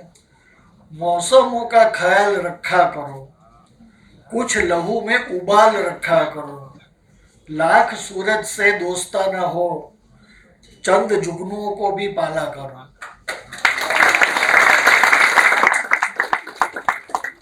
જમાનો એવો છે કે મોસમનો ખ્યાલ રાખતા જવું પડે. ઘડીકમાં તડકો બી પડે, ઘડીકમાં વરસાદ બી પડે, એટલે મોસમથી તમારે એલર્ટ રહેવું પડે કે શું થઈ રહ્યું છે. અને લહુમાં ઉબાલ રાખવું પડે. લહુ એટલે ગરમ તમારું લોહી હોવું જોઈએ. પછી જે અન્યાય થયો અને સહન કરીને ચાલે, હવે ચાલો ગાંઠિયા ખાઈ લો કે લોચો ખાઈ લો, પતાવી દો. હવે એવું નહીં ચાલે, લહુમાં કંઈક ઉબાલ રાખવો પડે. એટલે બહુ સરસ આ પંક્તિ છે, મને ગમે છે. મિત્રો, કન્ઝ્યુમર પ્રોટેક્શન એક્ટ 86માં ઘડાયો અને પછી એને 1993માં એમાં સુધારાઓ થયા, 2003માં સુધારા થયા. ત્યાર પછી હમણાં 2019માં આ જૂનો આખો કાયદોને સ્ક્રેપ કરીને એને નવો કાયદો અમલમાં લાવવામાં આવ્યા અને એ રીતે કર્યું. કન્ઝ્યુમર પ્રોટેક્શન એક્ટની એક પાસું એક મહત્વનું એ છે કે કાયદો બહુ નાનો છે. પહેલાં 86માં કાયદો હતો ને, ફક્ત 31 કલમનો કાયદો હતો. એટલે 10-12 પાનામાં તમે કાયદો આખો 10-12 પાનામાં આવી જાય. અને બેર એક્ટ જોઈએ તો અત્યારનો કાયદો 107 કલમનો છે, એ પણ નાનો જ કહેવાય. અને એમાં ઇન્ટરપ્રિટેશનની બહુ ગુંજાઈશ રાખવામાં આવી છે. એટલે કાયદો નાનો છે પણ જજમેન્ટો, હજારો જજમેન્ટો દર વર્ષે આવતા રહે છે. અલગ અલગ આખો કાયદો જાણે નેગ્લિજન્સ પર, સામાવાળાની બેદરકારી એટલે નેગ્લિજન્સ પર આધારિત છે. તો નેગ્લિજન્સની આખા કાયદામાં વ્યાખ્યા જ નથી. એટલે નેગ્લિજન્સ કોણે નક્કી કરવાની? કોર્ટે જુદા જુદા સંજોગો જોઈને એનું અર્થઘટન કરીને કોર્ટ પર છોડ્યું. કોમર્શિયલ પર્પઝ માટે સેવા મેળવનાર ગ્રાહક નથી, પણ કોમર્શિયલ પર્પઝની વ્યાખ્યા જ નથી. એટલે કોમર્શિયલ પર્પઝ ક્યારે ગણાય એ જુદી જુદી કોર્ટોએ પાછું એના જે તે કેસના સંજોગો જોઈને નક્કી કર્યું. એટલે ઘણું બધું કોર્ટોના જજમેન્ટ, એના ચુકાદાઓ પર, એના ઇન્ટરપ્રિટેશન પર આધાર રાખ્યો છે. એટલે ઘણીવાર સિક્કો ઉછાળવા જેવું થઈ જાય છે કે તમારા નસીબમાં કેવા જજ મળે છે એ પણ આધારિત છે. અને તો ઉદાર જજ મળે તો સારું જજમેન્ટ આવી જાય, અને બહુ ટેકનિકલ જજ હોય તો પછી તમારું નસીબ જેવું થાય તે પછી ઉપર જવાનું. ઉપર એટલે ઉપર નહીં, ઉપરી કોર્ટ. તો કન્ઝ્યુમર પ્રોટેક્શનની જે જિલ્લા ફોરમો અને સ્ટેટ કમિશનો બનાવ્યા, એમાં ગુજરાતની વાત કરીએ તો સૌથી વધુ કેસો ઇન્સ્યોરન્સ સેવા માટેના છે, એના સંબંધિત છે. નોર્થ ઇન્ડિયામાં જાઓ તો સૌથી વધારે કેસો બિલ્ડરની સેવા માટેના. એનું કારણ હોઈ શકે કે આપણે ગુજરાત, મહારાષ્ટ્રના લોકો, આપણે ઇન્સ્યોરન્સથી અવેરનેસ આપણી વધારે છે. એટલે આપણે લાઈફ ઇન્સ્યોરન્સ લઈએ છીએ આપણી ફેમિલીના સિક્યોરિટી માટે, આપણે હેલ્થ ઇન્સ્યોરન્સ લઈએ છીએ. નોર્થ ઇન્ડિયામાં કદાચ ઇન્સ્યોરન્સ અવેરનેસ એટલી નહીં હોય, તો એટલો ઇન્સ્યોરન્સ પોલિસીઓ પણ એટલી નહીં જતી હોય ને એને કારણે પણ ત્યાં બિલ્ડરોના કેસો છે. હવે નામ નથી દેતો, પણ ઘણા બધા બિલ્ડરોની કંપનીઓ એવી છે કે અસંખ્ય કેસો એ લોકોના થયા જ કરે છે સ્ટેટ કમિશનોમાં, નેશનલ કમિશનોમાં. આપણે ગુજરાતની વાત કરીએ તો ઇન્સ્યોરન્સ સેવા સંબંધિત કે 60% કેસો ઇન્સ્યોરન્સ સેવા સંબંધિત છે. અને એમાં એ 60%માં 70% કેસો મેડિક્લેમ ઇન્સ્યોરન્સ સંબંધિત છે. એટલે સૌથી વધારે મેડિક્લેમ ઇન્સ્યોરન્સની આ બાબત અસર કરે છે. આમ તો નીરવભાઈ સાથે બી હમણાં વાત થઈ, સાથે પહેલાં એમના ફાધર નિલેશભાઈ સાથે પણ ઘણીવાર ચર્ચાઓ થતી, અને નિલેશભાઈને એક રેફરન્સ નીકળ્યો છે તો એક સાથે અમને કહેવાનું, 1 મિનિટ 2 મિનિટ લેવાનું મન થાય છે. નિલેશભાઈએ મને એટલો બધો એન્કરેજ કરેલો, સામેથી ફોન કરીને કહેતા, શ્રેયસભાઈ હવે ક્યારે કન્ઝ્યુમરનો પ્રોગ્રામ રાખવો છે? એક પ્રોગ્રામ થાય, 2-3 મહિના થાય, પાછો ફોન કરે. એમ એમના કાર્યકાળમાં અમે 3 પ્રોગ્રામ કર્યા, અને એમનો ચેમ્બરના પ્રમુખ તરીકેનો કાર્યકાળ એટલો સારો હતો, ફૂલ ઓફ એક્ટિવિટીઝ. અને આજે પણ ઓર્ગન ડોનેશનનું કામ કરે છે. એનું એમને એટલું, મેં એમને કહ્યું આગળ, એટલું બધું મોટું પુણ્યનું કામ છે કે લોકોને તમે જીવન આપો છો, એમ નેક્સ્ટ ટુ ગોડ જેવું કામ છે. અને હું તો જાહેર મંચ પરથી કહું છું કે નિલેશભાઈને પદ્મશ્રી કે પદ્મભૂષણ એવોર્ડ મળવો જોઈએ. આપણે આખા સુરતના લોકો એને માટે સરકારમાં રજૂઆત કરવી જોઈએ કે નિલેશ માંડલેવાલાને ઓર્ગન ડોનેશનના કાર્ય માટે પદ્મભૂષણ અથવા પદ્મશ્રીનો એવોર્ડ તો મળે જ મળે એમ કરી. તો જ્યારે હવે 70% કેસો મેડિક્લેમ ઇન્સ્યોરન્સના છે, તો પ્રશ્ન એ આવે કે શું કાળજી લેવી જોઈએ. પણ શું કાળજી લેવી જોઈએ એના કરતાં પહેલાં હું તમને એ બતાવીશ કે કયા કયા કારણસર ક્લેમ નામંજૂર થાય, એટલે તમને ખ્યાલ આવે કે આવું મારા જીવનમાં નહીં બને ને, એટલે એના માટે તમે જાગૃત રહો. તો સૌથી વધારે જે રિજેક્શન આવે છે વીમા કંપનીઓનું એ પ્રી એક્ઝિસ્ટિંગ ડિઝીઝના કારણસર આવે છે. અત્યારે તો વીમા કંપનીઓ રિજેક્શનના લેટરમાં પ્રી એક્ઝિસ્ટિંગ ડિઝીઝ એટલું લખવાની તકલીફ બી લે છે. પહેલાં વીમા કંપનીઓ PED એટલું જ લખતા, એટલે પેલો જેવો લેટર આવે એટલે પેલો વીમેદાર માથું ખંજવાળતો થાય કે આ PED એટલે શું ભાઈ, મારો ક્લેમ કેમ રિજેક્ટ થયો. અને એની પહેલાં તો એ પણ નહીં લખતા, અને એટલું લખતા કે તમારો ક્લેમ ક્લોઝ નંબર 4.4.6 પ્રમાણે નામંજૂર કરવામાં આવે છે. એટલે પેલો દોડતો થઈ જાય કે 4.4.6 એટલે હું ખબર, એજન્ટને બી નહીં ઘણી વાર ખબર હોય. અહીંયા કોઈ એજન્ટ હોય વચ્ચે ઓડિયન્સમાં તો માફ કરે, પણ મોટે ભાગે નથી ખબર હોતી. તો હવે એટલે આ રીતે હોય છે, જણાવતા નથી બરાબર. પછી પ્રી એક્ઝિસ્ટિંગ ડિઝીઝ એટલે બહુ ઊંચું આડું, બહુ ઊંચું, એના માટે બી કોઈ કાયદામાં વ્યાખ્યા નથી, અને ઇવન ઇન્સ્યોરન્સ પોલિસીમાં પણ વ્યાખ્યા નથી કે ક્યારે પ્રી એક્ઝિસ્ટિંગ ડિઝીઝ કેવું. નેશનલ કમિશને એક ચુકાદામાં એમ કહ્યું કે પ્રી એક્ઝિસ્ટિંગ ડિઝીઝ એટલે વીમો લેતી વખતે અથવા એ પીરિયડમાં, નજીકના પીરિયડમાં જો કોઈને કંઈ બીમારી હોય તો તે બીમારી પ્રી એક્ઝિસ્ટિંગ એટલે કે વીમો લેતી વખતથી પહેલાંની પ્રી એક્ઝિસ્ટિંગ એ ડિઝીઝ કહેવાય. એ ડિઝીઝ માટેનો ક્લેમ તમને પછી નહીં મળે. એટલે કે ધારો કે તમને હાર્ટ ડિઝીઝ, તમે આજે વીમો લીધો ને ગઈકાલે તમને હાર્ટ ડિઝીઝ હોવાનું નિદાન થયું હોય, તો પછી તમે જાણી જોઈને આ વીમો લીધો છે એવું કહેવાય અને છુપાવીને, તો એ હાર્ટ ડિઝીઝ સંબંધિત ક્લેમ નહીં મળે, બીજા મળી શકે. એટલે આ જાતનું હોય છે કે પ્રી એક્ઝિસ્ટિંગ ડિઝીઝ. પણ ઘણીવાર હવે એની કોઈ ડેફિનેશન નથી, એનું કોઈ એ નથી. એટલે ઘણીવાર એવું થાય, મારી પાસે વચ્ચે થોડા 2-3 વર્ષ પહેલાં એક કેસ આવેલો. એક માણસ દાદર ઉતરતા ઉતરતા પડી ગયો ને ફ્રેક્ચર થયું ડાબા પગમાં. ફ્રેક્ચર થયું, ટ્રીટમેન્ટ થઈ, એનો ક્લેમ લીધો. 2-3 વર્ષ રહીને એ જ ભાઈ પાછા સ્કૂટર પર, આપણે સ્કૂટર પર ડાબા પગથી જ કિક મારતા હોઈએ જનરલી, તો એ કિક મારતા હતા, તો કિક બેક થઈ. જ્યાં બેક થઈ તો પાછું ત્યાં વાગ્યું ને પાછું ફ્રેક્ચર થયું. એટલે ઇન્સ્યોરન્સ કંપનીમાં ક્લેમ કર્યો. હવે ઇન્સ્યોરન્સ કંપનીમાં ક્લેમ કર્યો એટલે ઇન્સ્યોરન્સ કંપની તો કે 3 વર્ષ પહેલાં ડાબા પગમાં ફ્રેક્ચર થયેલું, આ પાછું ડાબા પગમાં ફ્રેક્ચર થયું, આ તો પ્રી એક્ઝિસ્ટિંગ ડિઝીઝ કહેવાય. ભાઈ મેં કે પછી મારી પાસે અમે કોર્ટમાં મેં કીધું કે ફ્રેક્ચર એ કઈ એવી બીમારી નથી, એ એક અવસ્થા છે, એક્સિડન્ટથી ઊભી થઈ. એને તમે પ્રી 3 વર્ષથી ફ્રેક્ચર લઈને જ ચાલતો હતો, અને એને છુપાયું બી કા. તમારી પાસે તો 3 વર્ષ પહેલા લઈ લીધો ફ્રેક્ચરનો ક્લેમ, તમે તો જાણો છો કે એને ક્લેમ, એનો ફ્રેક્ચર થયેલું હતું, તો એ છુપાવેલું કેવી રીતે કહેવાય, સપ્રેશન ઓફ મટીરિયલ ફેક્ટ કેવી રીતે કહેવાય.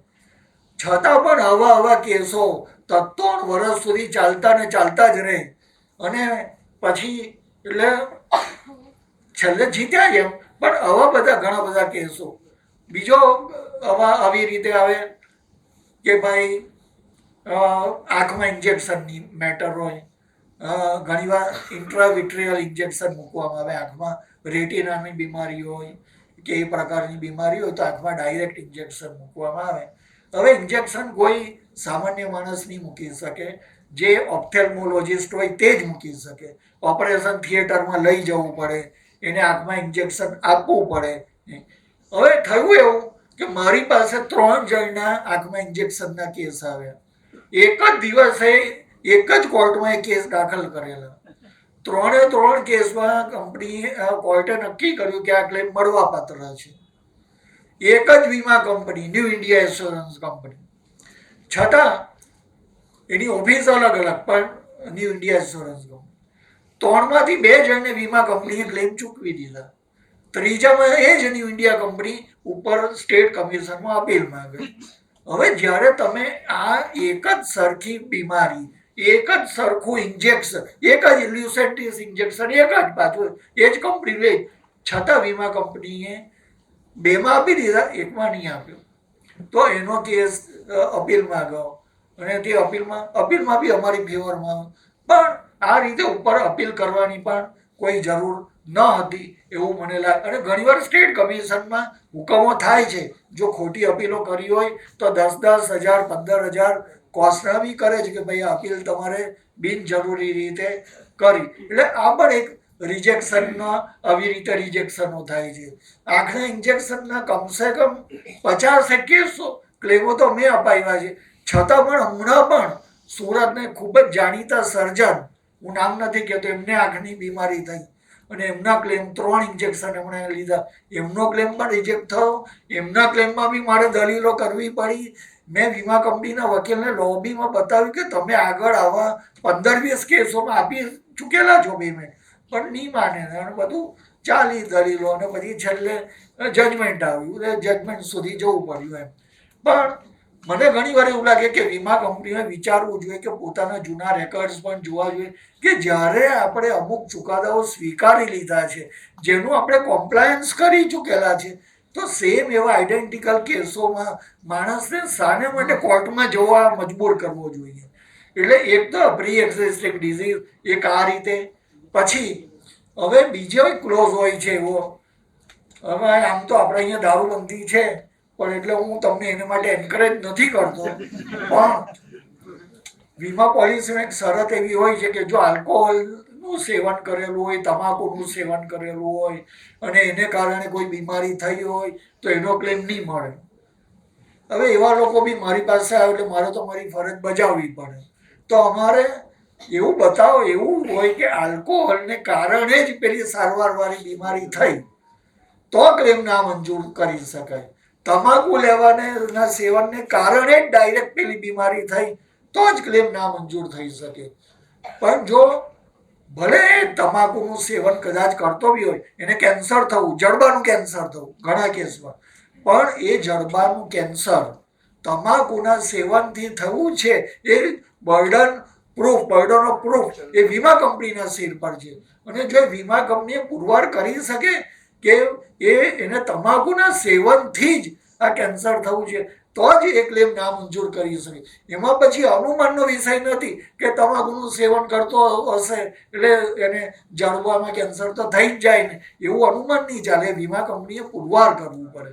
એ ડૉક્ટરો એ કેવી રીતે પુરવાર કરવું પડે? ડૉક્ટરની એફિડેવિટથી, ટ્રીટિંગ ડૉક્ટરની એફિડેવિટ, પોતાના પેનલ ડૉક્ટરની એફિડેવિટ કે ભાઈ આજે આને બીમારી થઈ છે તમાકુના સેવનથી થઈ, આલ્કોહોલના સેવનથી થઈ, એવું પુરવાર નહીં કરી શકે તો એ ક્લેમ મળી શકે. પણ એટલે હું તમને એન્કરેજ નથી કરતો એવું કરવા માટે, તમાકુ કે આલ્કોહોલના સેવન માટે હું તમને એન્કરેજ નથી કરતો, પણ જો આવું કંઈ થયું હોય તો આના બચાવો છે એમ એવું કહેવા માંગુ. એટલે આ એક પાછા એ છે, આવી રીતે થાય. પછી પર્સનલ એક્સિડન્ટ, આની સાથે જ હવે મેડિક્લેમમાં જે લાગુ પડે છે એ જ બધું લાઈફ ઇન્સ્યોરન્સના કેસોમાં પણ લાગુ પડે છે. કે દાખલા તરીકે એક માણસનું મૃત્યુ થવું એનું હાર્ટ ફેલથી મૃત્યુ થવું, એને ભૂતકાળમાં બ્રેન સ્ટ્રોકની એણે સારવાર લીધેલી એવું રેકોર્ડ પર આવ્યું. બ્રેન સ્ટ્રોકની સારવાર વિશે એણે પ્રપોઝલ ફોર્મમાં નથી જણાવ્યું, એ પણ રેકોર્ડમાં આવ્યું. પણ તો શું એ ગુનેગાર થઈ ગયો? ફાંસી ચડાવી દેવાનું કે એને બ્રેન સ્ટ્રોકનું કેમ નહીં બતાવ્યું, બસ હવે તારા ક્લેમની ફાઇલ ફેંકી દઈએ. વીમા કંપની એવું કરે તો એ કઈ વાજબી છે? એની બ્રેન સ્ટ્રોકની સારવાર હતી, અત્યારની એનું મૃત્યુ હાર્ટ એટેકથી છે. તો એ બે વચ્ચે કોઈ સંબંધ છે? એ સંબંધ હોવાનું તમે મેડિકલ પેપર્સથી સાબિત કરી શકો છો? કોઈ ડૉક્ટરનો ઓપિનિયન એફિડેવિટ લાવી શકો છો? નહીં લાવી શકતા હોય તો તમારે ક્લેમ આપવો પડે. નેક્સસ, ઇંગ્લિશ શબ્દમાં નેક્સસ એ એના માટે એપ્રોપ્રિએટ શબ્દ છે. ડાયરેક્ટ સંબંધ હોવો જોઈએ. ગુજરી ગયો તે એના અવસાનનું કારણ અને એની છુપાવેલી બીમારી, એ બે વચ્ચે જો ડાયરેક્ટ નેક્સસ હોય તો જ વીમા કંપની એ ક્લેમ નામંજૂર કરી શકે. કેટલીક વાર એવું પણ બને છે, આપણે ઘણીવાર ભૂલી જઈએ કે આપણી પાસે હેલ્થ ઇન્સ્યોરન્સ છે અને હવે હેલ્થ ઇન્સ્યોરન્સમાં જનરલી દર વર્ષે રિન્યૂ કરવામાં આવે. માણસ કામકાજમાં બિચારો ભૂલી જાય તો એમાં કંઈ ગુનો બી નથી. પણ તો વીમા કંપની એમ કહે છે, અને આમ તો વીમા પોલિસીમાં લખેલું છે, જો તમે ધ્યાનથી વાંચો તો 1 મહિનાનો ગ્રેસ પીરિયડ અંદર લખેલો છે, વાંચો તમે ધ્યાનથી વાંચો. પણ તો પણ વીમા કંપનીઓ એને માટે જો બ્રેક પડેલો તો ક્લેમ રિજેક્ટ કરે છે. પણ નેશનલ કમિશને જગમોહન ભાટિયાનો કેસ યાદ રાખજો, જગમોહન ભાટિયાનો જગમોહન ભાટિયાનો કેસ હતો. એમાં જગમોહન ભાટિયાએ એનો હેલ્થ ઇન્સ્યોરન્સ ઓવર થઈ ગયા પછી 7 મહિના પછી એ પોલિસી રિન્યુ કરાવેલી, 7 મહિના પછી. અને વીમા કંપનીએ એની પાસેથી પ્રીમિયમ લઈને એનો વીમા રિન્યુ કરેલો, નવું પ્રપોઝલ ફોર્મ નહીં ભરાવેલું હતું. તો કોર્ટે એમ કહ્યું કે ભાઈ નવું પ્રપોઝલ ફોર્મ નથી ભરાયું એટલે નવો કોન્ટ્રાક્ટ નથી થયો. ફર્સ્ટ LLBના વિદ્યાર્થીઓ જો અહીંયા હાજર હોય ને કોન્ટ્રાક્ટ એક્ટના પીરિયડ જો એટેન્ડ કરેલો હોય કોલેજમાં તો એમને ખબર હોય કે પ્રપોઝલથી કોન્ટ્રાક્ટ બને છે અને પ્રપોઝલના એક્સેપ્ટન્સ થાય ત્યારે કોન્ટ્રાક્ટ અમલમાં આવે. પ્રપોઝલ, એક્સેપ્ટન્સ અને કન્સિડરેશન. તો આમાં જ્યારે 7 મહિનાના બ્રેક પછી વીમા કંપનીએ જ્યારે ડાયરેક્ટ પ્રીમિયમ લઈને એનો વીમો રિન્યુ કર્યો, નવું પ્રપોઝલ નહીં લીધું એટલે નવો કોન્ટ્રાક્ટ નથી કર્યો, અને નવો કોન્ટ્રાક્ટ નથી કર્યો એટલે એનો જૂનો કોન્ટ્રાક્ટ ચાલુ ને ચાલુ જ છે, રિન્યુ થયો છે, એ ફ્રેશ કોન્ટ્રાક્ટ નથી એટલે એને ક્લેમ મળવો જોઈએ. એવું સુંદર ઇન્ટરપ્રિટેશન નેશનલ કમિશને કરેલું અને એને ક્લેમ અપાવેલો. એટલે આ બધા આમાં શું છે કે અર્થઘટનના ઘણા બધા મુદ્દાઓ છે. કોર્ટ માટે અર્થઘટનનું ઘણું બધું રવા દીધું છે. એવું એક બીજું છે, મેં તમને આંખના ઇન્જેક્શનનું કહું તેમ સુરતમાં હું માનું છું કે રોજની 5000 ડેન્ટલ ટ્રીટમેન્ટો થતી હશે, કમસે કમ 5000 ડેન્ટલ ટ્રીટમેન્ટો રોજની રૂટ કેનાલ ટ્રીટમેન્ટ થતી હશે. રૂટ કેનાલ ટ્રીટમેન્ટમાં વર્ષો સુધી એવી માન્યતા હતી કે રૂટ કેનાલ ટ્રીટમેન્ટમાં પૈસા નહીં મળે ક્લેમના. મારી પાસે પ્રોફેસર અંબાણી કરીને વર્ષો પહેલા વીર નર્મદ સાઉથ ગુજરાત યુનિવર્સિટીમાં પ્રોફેસર હતા.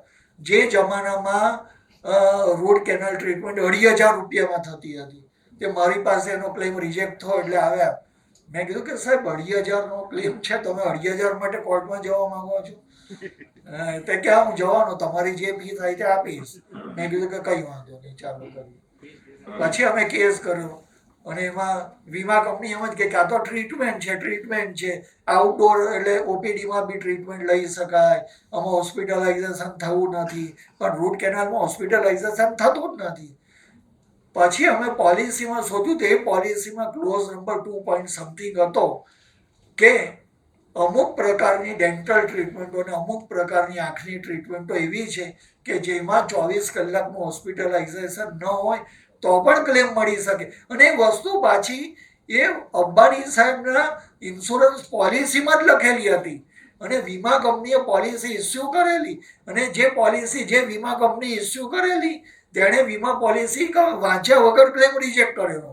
એટલે અમારે 2500 માટે સાહેબે લડવું પડ્યું અને અમારે કોર્ટમાં અમે કેસ કર્યો, જીત્યા આધારે મને આજે બી મને યાદ કરે છે. અમે ફેસબુક પર ને એમ કનેક્ટેડ છીએ આટલા બધા વર્ષ પછી. પણ એમના આંખમાંથી ટપ એમ આંસુ કોર્ટના ફ્લોર પર પડતા મેં જોયા. હી વોઝ એટલે ભાવુક બની ગયેલા, દુઃખના નહીં પણ આનંદના. એ એટલા બધા સેન્ટિમેન્ટલ થઈ ગયેલા કે સુરેશભાઈ તમે મારા માટે ખૂબ મહેનત કરી અને મને આ રીતે ક્લેમ અપાવ્યો. અને મને એનું એક આંસુ મને બીજા 100 એવોર્ડ મળે એના કરતાં બી મને એ વધારે લાગ્યું.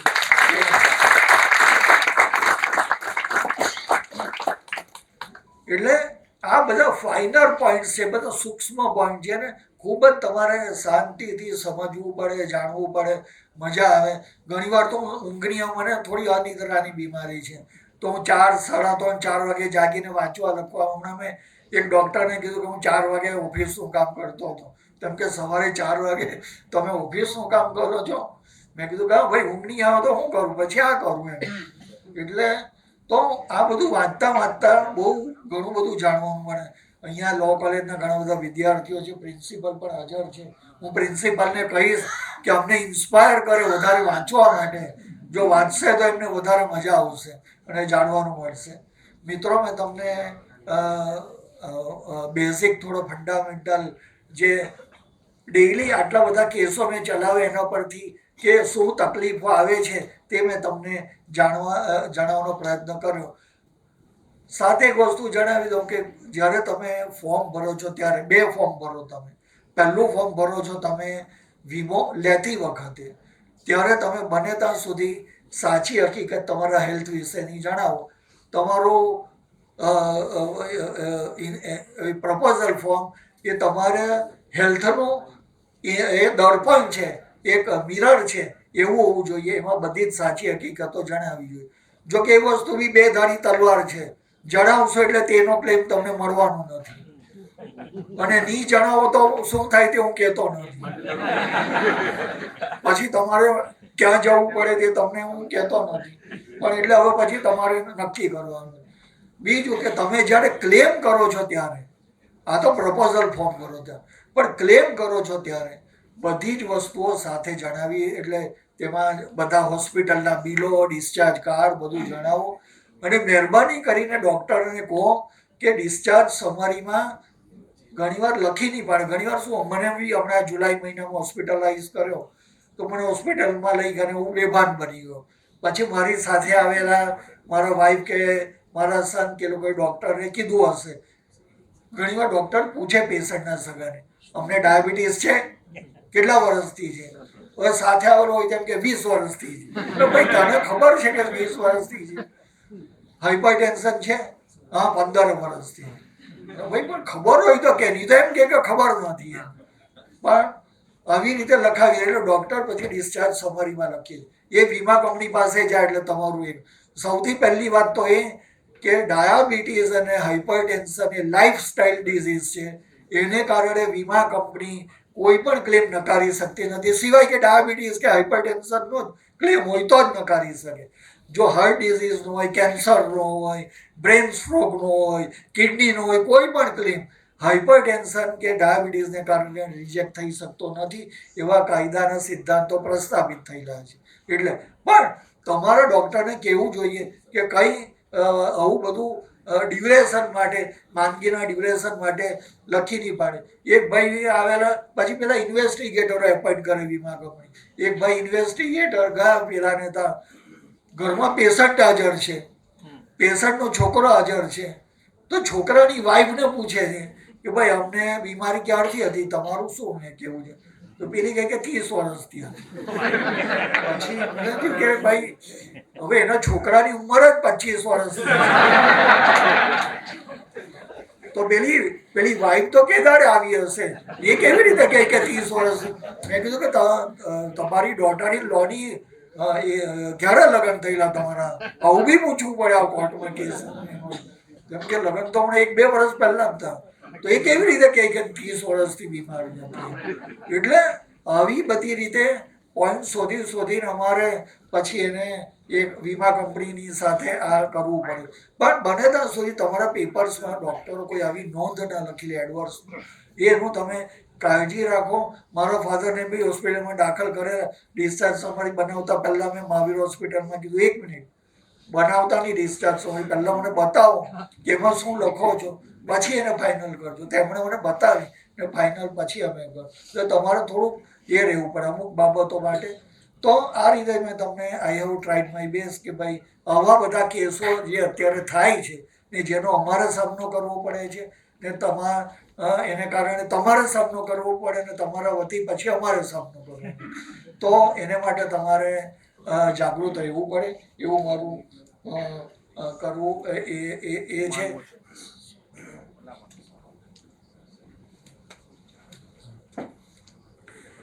આ ઉપરાંત બી બીજા બધા ઘણા વિષયો છે. વાહનનો ઇન્સ્યોરન્સ, ફાયરનો ઇન્સ્યોરન્સ, ફ્લડનો ઇન્સ્યોરન્સ, બર્ગલરી ઇન્સ્યોરન્સ, થેફ્ટનો ઇન્સ્યોરન્સ, કેટલા બધા છે. પણ આ દરેક માટે એક તમારે આવો એક સેમિનાર જોઈએ. એટલે પછી અમે એવું નક્કી કર્યું કે એકાદ કંઈ એવું મોટું કરીશું, મહાકુંભ જેવું. અત્યારે તો મહાકુંભ શબ્દ બહુ પોપ્યુલર થયું, તો ભાઈ ગ્રાહક સુરક્ષા કા મહાકુંભ એવું કંઈ કરીશું અને એમાં આ બધું લઈશું મુદ્દો. પણ હું તમને તમારા માટે ટીઝર આપું છું. તમને જેમ બાહુબલીનો પહેલો પાર્ટ આવેલો ને, પછી બધું ટીઝર હતું, લોકો વિચારતા થયેલા કે ભાઈ કટપ્પા ને બાહુબલી કો ક્યો મારા થયા. એવું હું તમને કહું છું. હું તમને ઉકેલ નથી કહેતો, સાચો કેસ છે તે કહું છું. નેશનલ કમિશન સુધી પહોંચેલો કેસ છે ને મારો જ કેસ છે એ હું તમને કહું છું. પણ એનું રિઝલ્ટ તમને એ તમે વિચારજો ને મને કહેજો એમ. એક માણસ પોતાની લેપટોપની બેગમાં કિંમતી સામાન ભરીને પોતાની કારમાં સુરતથી અમદાવાદ જાય છે. બહુ ધ્યાનથી સાંભળજો. કિંમતી સામાન ભરેલો છે લેપટોપની બેગમાં. એને એમ કે લેપટોપની બેગમાં ભરી એટલે કોઈ એમ માને કે આ તો લેપટોપ હશે આમાં, ને લેપટોપની સેકન્ડ હેન્ડ લેપટોપની કિંમત 15-20-25 હજાર, એટલે જ્યારે સામાન હતો 20-25 લાખનો, એટલે એ રીતે કરેલું. અને પણ સીએનજી ગાડી ડ્રાઈવર ચલાવે, ડ્રાઈવરની સાથે આગલી સીટ પર બીજો ભાઈ, પાછલી સીટ પર એ ભાઈ શેઠ બેઠેલો, શેઠની બાજુમાં પેલી બેગ. સીએનજી સ્ટેશન સીએનજી ખલાસ થયું એટલે ડ્રાઈવરે કીધું કે સીએનજી પુરાવવું પડશે. એટલે સીએનજી પુરાવો ઉભા રહ્યા. સીએનજી પંપ પરથી કીધું કે બધાએ ગાડીમાંથી ઉતરવું પડશે. એટલે ડ્રાઈવર તો ઉતરીને સીએનજી પુરાવતા હતા. ત્યાં આગળ ડ્રાઈવરની સાથે બેઠેલો માણસ સીએનજી એ પણ ત્યાં આગળ શેઠ ઉતરીને આમ દરવાજો ખોલીને પાછળ 2 ફૂટ આમ ગયા. એ ઉભા રહે એટલામાં કોઈનો ફોન આવે એટલે ફોન પર વાત કરો, પણ એની નજર તો એમ કે પેલી ગાડી તરફ જ હતી. એટલામાં હવે ખબર નહીં કોઈ જાણ ભેદું હશે કે આ સાહેબે આ સીટ લઈને નીકળ્યા છે એવો હશે કે, પણ જેવાય ગયા તેઓ વિધિન એમ કે 1 કે 2 મિનિટમાં પેલો માણસ બીજો દરવાજો ખોલીને પેલી બેગ લઈને બીજા સ્કૂટર પર કોઈની હાથે, એનું સ્કૂટર ચાલુ જ હતું પેલાનું, પાછળ બેસી ગયો ને ભાગ્યો. આને ફોન પડતો મૂકીને પાછળથી આ બી દોડ્યા. આ સુરતમાં જ બનેલો પ્રસંગ છે, પેપરમાં બી. પાછળ એનો પીછો કર્યો પણ પેલો ભાગી ગયો. હવે પેલા કિંમતી સામાન તો ગયો. હવે વીમા પોલિસીની એક આ બધામાં એક શરત એવી હોય છે કે કોઈ પણ વાહન કે કોઈ પણ આવી જે ચીજ વસ્તુ જેનો ટ્રાન્ઝિટ ઇન્સ્યોરન્સ હોય તેને અનએટેન્ડેડ તમે છોડી નહીં શકો. એને તમારે અનએટેન્ડેડ નહીં છોડાય. તમે એનાથી દૂર ચાલી જાઓ, તેને મૂકીને જાઓ તો એ તો તમે ચોરી કરવાનું ઇન્વિટેશન આપો છો એમ, તો એવો ક્લેમ તમને મળી શકે નહીં. આમાં અનએટેન્ડેડ ગણાય કે નહીં ગણાય એ ઇસ્યુ કોર્ટે એટલો આખો એક જ ઇસ્યુ કે આમાં અનએટેન્ડેડ ગણાય કે નહીં ગણાય.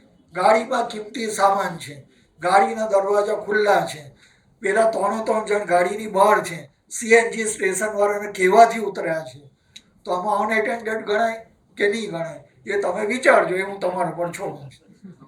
મને ધ્યાનથી સાંભળ્યો તે માટે તમારા બધાનો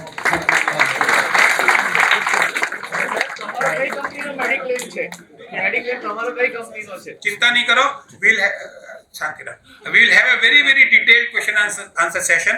પરંતુ હું ચોક્કસપણે કહીશ કે શ્રેષ્ઠ દેસાઈ સાહેબે જે શરૂઆતમાં વાત કરી હતી કે લહુ મેં કુછ ઉબાલ રખા કરો, સાહેબે જે વાત કરી એના પરથી ચોક્કસપણે મને લાગે છે કે શ્રેષ્ઠ દેસાઈ સાહેબના ખૂનમાં ખરેખર ખૂબ જ ગરમી છે અને ઉત્સાહ, ઉમંગ અને અભ્યાસનો પર્યાય કહી શકાય તેવા શ્રેષ્ઠ દેસાઈ સાહેબે ખૂબ જ પોતાની વિશિષ્ટ શૈલીમાં જે આપણને ગ્રાહક સુરક્ષાને લગતી વાત કરી છે તેનાથી આપણને ખરેખર ખૂબ જ ફાયદો થયો છે. સાહેબ તો ઘણું બધું કહી શકે, ઘણા બધા કેસ લોસ કહી શકે, પરંતુ આપણે આપણી જે ઈચ્છા હોય પૂછવાની તે પૂછવા માટે આપણે ક્વેશ્ચન આન્સર સેશન માટે ખાસો સમય રાખેલો છે. થોડુંક આપણે વ્યવસ્થાના ભાગરૂપે અહીંથી જે પ્રમાણે આપણે આયોજન કરીશું તે પ્રમાણે કામને આગળ વધારીશું. એટલી ચોક્કસ કહીશ કે હું લગભગ પ્રોગ્રામ શરૂ થયો તે પહેલાં અને ચાલુ પ્રોગ્રામમાં પણ મને 7 થી 8 એવા લોકોના ફીડબેક મળ્યા છે કે જે લોકોને શ્રેષ્ઠ દેસાઈ સાહેબે ખૂબ જ મહેનત કરીને સફળતા અપાવી છે. અંબાણી સાહેબથી શરૂઆત કરીને હું જાતે અંબાણી સાહેબને જાણું છું. એ છે ને લડવૈયાનું સ્વરૂપ છે. અંબાણી સાહેબ એ લડવૈયાનું સ્વરૂપ છે. 2,500 રૂપિયા માટે જે પોતાની કાયદાની એમની જે રાઇટ્સ હતા તેના માટે લડી ચૂકેલા હતા અને એમણે શ્રેષ્ઠભાઈ દેસાઈ સાહેબે આ હોલમાંથી પણ ઘણા લોકોને સફળતા અપાવી છે.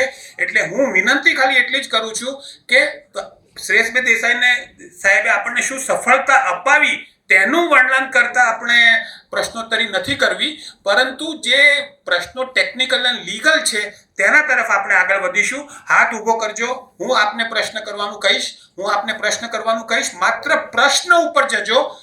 બે વાક્યમાં તમારો પ્રશ્ન પૂરો થશે તો 10 વાક્યમાં એ જવાબ આપી શકશે. પહેલો પ્રશ્ન સાહેબ દેસાઈ સાહેબ, શ્રેષ્ઠભાઈ હું પૂછું છું. એડવોકેટ શ્રી દેસાઈ સાહેબ, આપ સાહેબે આરસીટી ની વાત કરી, રૂટ કેનાલ ટ્રીટમેન્ટની વાત કરી, અંબાણી સાહેબની રૂટ કેનાલ ટ્રીટમેન્ટની વાત કરી.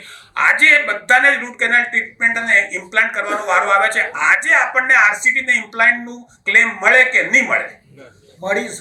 મળી શકે. Very good.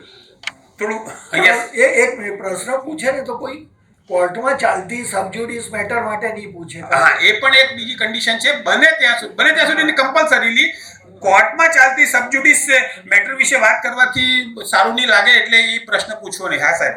હા સર. રિઝનેબલ અને કસ્ટમરી ચાર્જીસનો જે ક્લોઝ છે જેનાથી લગભગ દરેક લોકો હેરાન થાય છે, તો આ એક એવું અત્યારે ડાયરેક્ટલી આઈઆરડીએ કંપનીઓને કે ટીપીએને આપી દીધું હોય અને એમાં લિટરલી ગ્રાહક જ હેરાન થાય છે, તો આના વિશે આપ શું માનો છો? સર, સાથે થોડું આરએનસી ક્લોઝ શું છે એ પણ જો એ લોકોને માર્ગદર્શન કરો તો આપણામાં ચૂકી તમારો પોઈન્ટ સારો છે અને તમારું મંતવ્ય પણ સારું છે. રિઝનેબલ અને કસ્ટમરીના કારણે આજે કાલ ક્લેમો બહુ મેડિક્લેમમાં નામંજૂર થાય છે. રિઝનેબલ અને કસ્ટમરી એટલે વીમા કંપનીને એવું લાગે છે, જે નીરવભાઈ એમની સ્પીચમાં શરૂઆતમાં જ બોલ્યા, કદાચ ઘણાએ ધ્યાનથી સાંભળ્યું હોય તો ખ્યાલ હશે કે વીમા કંપનીઓ ઘણીવાર એમ કહે છે કે તમારા ડૉક્ટરે આટલું બિલ, એ તો ડૉક્ટર પણ ડૉક્ટર પાસે કેટલા ક્વોલિફિકેશન છે, ડૉક્ટર પાસે શું ઇન્ફ્રાસ્ટ્રક્ચર છે, કેટલો અનુભવ છે, તેના પર એ ફી લઈ શકે. હું કોઈ કેસમાં ધારો કે 3 લાખ બી ફી લેતો ને બીજો કોઈ વકીલ હોય તો 5,000 બી ફી લેતો હોય, તો એને રિઝનેબલ અને કસ્ટમરીના ગ્રાઉન્ડથી એ તમે નહીં કરી શકો.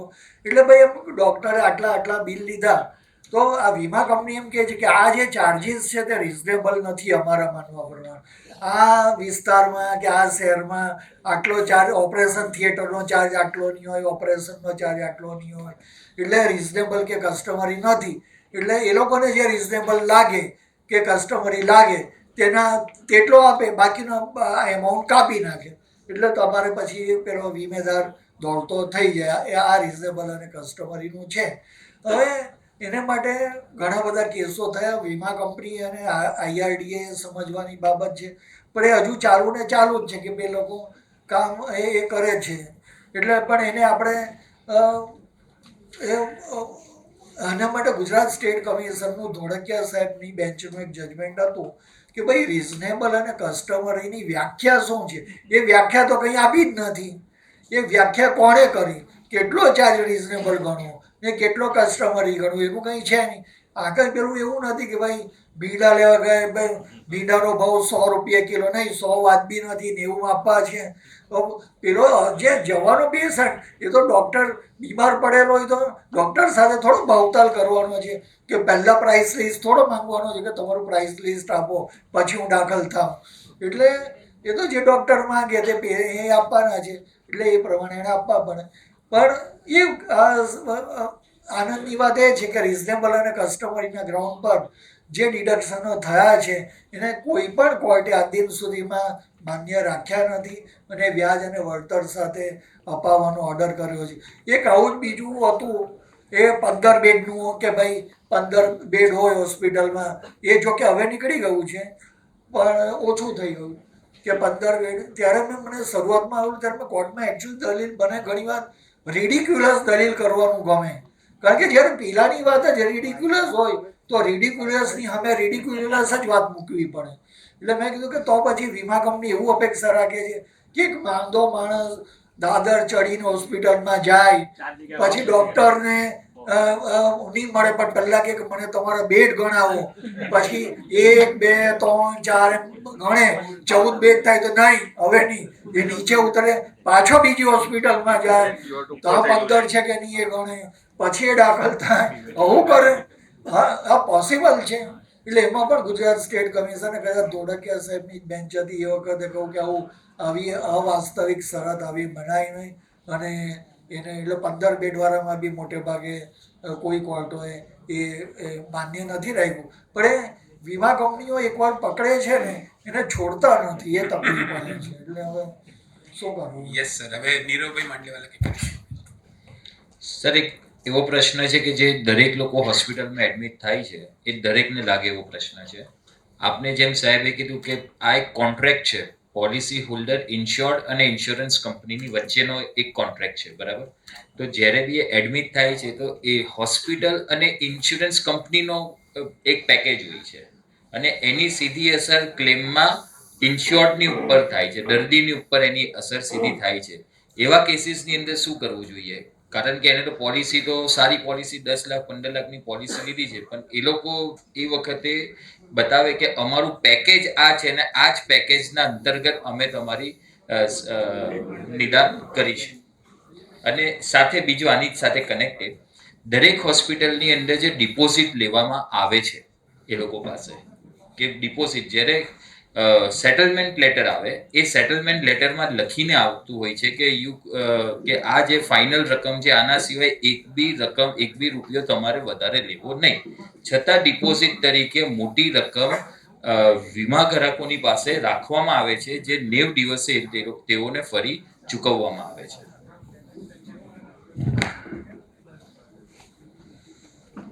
જે પેકેજની વાત કરી એ બહુ એટલે મહત્વની વાત છે. હાલમાં જ અમે એક કેસ, અમારા કેસનું હમણાં જ એક જજમેન્ટ આવ્યું, લગભગ અઠવાડિયું થયું કદાચ. સુરતના ઇન્કમટેક્સ કમિશનર કે જીએસટીના કમિશનર કે આસિસ્ટન્ટ કમિશનરના ફાધરનો કેસ હતો. એ આમ તો યુપીના હતા, પણ સુરતમાં આવેલા અને આવ્યા ત્યારે બીમાર પડ્યા અને એ થયું એમને. તો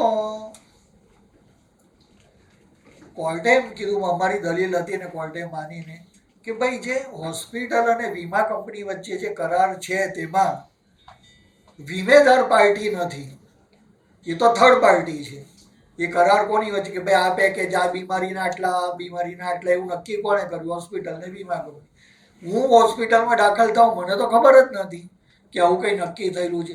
નથી વીમા કંપની એવું કહેતી કે આવું નક્કી થયું છે, નથી હોસ્પિટલ કહેતી કે આવું નક્કી થયું છે. એટલે એવું પેકેજ ગ્રાહકને બંધન કરતા થઈ શકે નહીં. એટલે જે એકચ્યુઅલ વાસ્તવિક જે ક્લેમ હોય તે પ્રમાણે ક્લેમ ચૂકવવો પડે. એવું હમણાં અઠવાડિયા પહેલા જ લગભગ જજમેન્ટ આવ્યું. અને બીજું તમે કીધું એ મને બરાબર નહીં ખ્યાલ આવ્યો. કોઈ બી હોસ્પિટલમાં દાખલ થાય એટલે તેઓએ ડિપોઝિટ આપવાની રહેતી હોય છે. હોસ્પિટલની અંદર ડિપોઝિટ આપવાની રહેતી હોય છે. પણ જ્યારે બી કેશલેસ ક્લેમ સેટલ થાય, એમાં સેટલમેન્ટ લેટરની અંદર લખાઈને આવે કે this is the full and final settlement, no additional amount to be paid to the hospital. તો પછી એને ડિપોઝિટ તરત પરત કરી દેવી જોઈતી હોય છે, કારણ કે એને સેટલમેન્ટ લેટર જે આવ્યો છે એ કોન્ટ્રાક્ટના રૂએ આપવામાં આવ્યો છે. છતાં આ 10,000થી લઈને લાખ રૂપિયા સુધીની ડિપોઝિટો લાંબા સમય સુધી રાખી મૂકવામાં આવે છે અને 90 દિવસ પછી તેઓને આપવામાં આવે છે. એટલે એ હવે ડિસ્પ્યુટ પેશન્ટ અને હોસ્પિટલ વચ્ચેનો થઈ ગયો. એમાં ઇન્સ્યોરન્સ કંપની તો એમ કે ભાઈ અમે તો પેલું જે સેટલમેન્ટ કરી દીધું, હવે તમારે હોસ્પિટલ પાસે જે લેવાનો હિસાબ સમજવાનો એ તમારે સમજવાનો રહે. એ પાછું એક નવા લિટિગેશનને જન્મ આપે. જો નહીં આપે તો, મોડું આપે તો એનો અર્થ એમ કે વ્યાજ વગર એ લોકો પૈસા વાપરે છે. Yes sir. હવે આમાં એવું થાય છે કે ઇન્સ્યોરન્સ કંપની કોઈ તમને આપી દીધું અશ્યોરન્સ, પછી પણ જ્યારે પેમેન્ટ કરે ને એમાં વળી પાછા પૈસા કાપે છે. તો એ વખતે ગ્રાહક તો ઘરે જતો રહ્યો. એ પૈસા વસૂલ કરવા માટે એ લોકો એમની પાસે ડિપોઝિટ રાખી મૂકે. એકચ્યુઅલ ઇન્સ્યોરન્સ કંપની પૈસા મહિના, 3 મહિના, 2 મહિના પછી આપતા હોય અને તે વખતે પાછું એમાં ડિડક્શન કરે. એની સેફટી માટે એ લોકો ડિપોઝિટ. ના, પણ તો પછી એવું હોસ્પિટલોએ કરવું જોઈએ કે જે રિફંડેબલ એમાઉન્ટ થાય તે એટલીસ્ટ બેંકના વ્યાજ સાથે, બેંકના રેટ પ્રમાણે વ્યાજ સાથે આપવો જોઈએ. હવે એક આપણે ઓડિયન્સમાંથી એક પ્રશ્ન લઈએ. સર, ઘણી બધી નામાંકિત હોસ્પિટલો છે એ સર્વિસ ચાર્જના નામે 5% કે 10% કે આવા ચાર્જીસ પણ લે છે કસ્ટમર પાસે. વીમા કંપની એવું કહે છે કે આ service charges are not payable. If it is a tax, GST okay તો અમે પે કરશું. સર્વિસ ચાર્જ જે છે, નર્સિંગ ચાર્જ સર્વિસ ચાર્જ જે 5% 10% નામાંકિત યસ હોસ્પિટલો રિસ્પોન્સ. Yes question understood. તો સર આ ઇન્સ્યોરન્સ કંપની પે નથી કરતી. એ એવું કહે છે કે service charge is not a part of treatment. એ અલગથી હોસ્પિટલ બેટરમેન્ટ માટે લેવામાં આવે છે. તો સર તમારો સર આમાં મંતવ્ય શું છે કે weather it should be payable કે નોટ? યસ. હું એવું માનું છું એમાં કે જે પહેલા જે સર્વિસ ચાર્જ એટલે કે રજિસ્ટ્રેશન ચાર્જ લેતા ને એ તો 100, 200, 500 રૂપિયા લેતા હતા. તે વીમા કંપની નહીં આપતી હતી. અને ગ્રાહકો એને માઇન્ડ નહીં કરતા હતા. હવે જો આ પર્સન્ટેજ પ્રમાણે સર્વિસ ચાર્જીસ લેતા હોય પણ એવી કોઈ ફરિયાદ આવી નથી, પણ હું એવું માનું છું કે જો લેતા હોય તો એ વ્યાજબી નથી એમ. પણ નામાંકિત સુરતની હોસ્પિટલો બધી જગ્યાએ અમુક કેસમાં લે છે, અમુકમાં નથી લેતી. આવામાં છે ને તે એક કસ્ટમર તરીકે આપને ઇન્શ્યોર્ડ હોય તો આપને બી આની ઉપર સૌ લોકોની આપની બી એક જવાબદારી બને છે કે જ્યારે આવી રીતનો ચાર્જ લેવામાં આવે આપને હોસ્પિટલને એપ્રોચ કરવાનું કે આને મારા રૂમ એન્ડ નર્સિંગ ચાર્જીસ છે એની અંદર ઇન્ક્લુડ કરી નાખો. ને ઘણી હોસ્પિટલને તમે રિપ્રેઝેન્ટ કરો છો તો એ ઇન્ક્લુડ બી કરે છે ને એ જે ચાર્જીસ એની અંદર ઇન્ક્લુડ થઈ જાય દેન ઇટ ઇઝ પેએબલ. પ્રમુખશ્રી નીરવભાઈ જે વાત કરી ડિપોઝિટની, એ તમે જાણકાર હોવ ને, હમણાં જ નીરવભાઈના ભાઈ ઓર્થોપેડિક સર્જન છે, મારે જ કેસ હતો ઘરનો ને મારી પાસે આવી રીતે ડિપોઝિટ માંગવામાં આવી અને ત્યાર પછી બીજે દિવસે પાછી બીજી ડિપોઝિટ માંગવામાં આવી.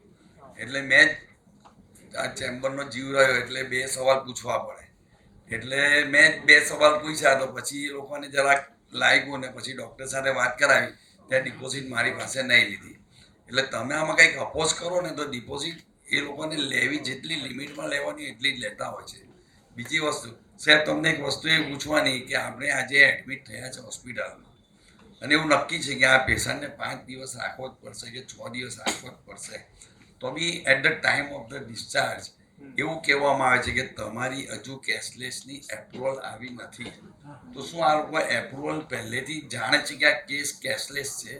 તો શું એપ્રુવલ એ લોકો at the time of discharge માંગે છે તો એને લઈને પાછી 1 નાઇટ કે 2 નાઇટ વધારે હોસ્પિટલમાં રાખવા પડતા હોય છે. કા પછી એવું કહેવામાં આવે કે તમે બિલ ચૂકવો જે હોય તે ₹1,00,000 ₹2,00,000 એ ચૂકવો અને ડિસ્ચાર્જનું એપ્રુવલ આવશે એટલે તમને રિફંડ આપવામાં આવશે. તો શું એ એપ્રુવલ માટે પાછું 1 નાઇટ વધારે રહેવું પડતું હોય છે? નહીં, એપ્રુવલમાં વીમા કંપની વિલંબ કરતી હોય તો એ બહુ ખોટું છે. તરત એમણે એપ્રુવલ આપવી જોઈએ એમ. પણ હવે જો એપ્રુવલમાં વિલંબને કારણે એ થાય તો એને માટે બી આપણે એ પછી પેલા કન્ઝ્યુમરે લડવાનું રહે કે 4-5 હજાર કે જે કંઈ જે વધારે 1 દિવસનો ચાર્જ લાગતો હોય હા, રૂમનો, એ ડિફરન્સ પડતો હોય છે કે 1 દિવસનો રૂમનો જનરલી 12 વાગ્યા પછી આ લોકો પાછો બીજા દિવસનો ચાર્જ લગાવતો હોય છે.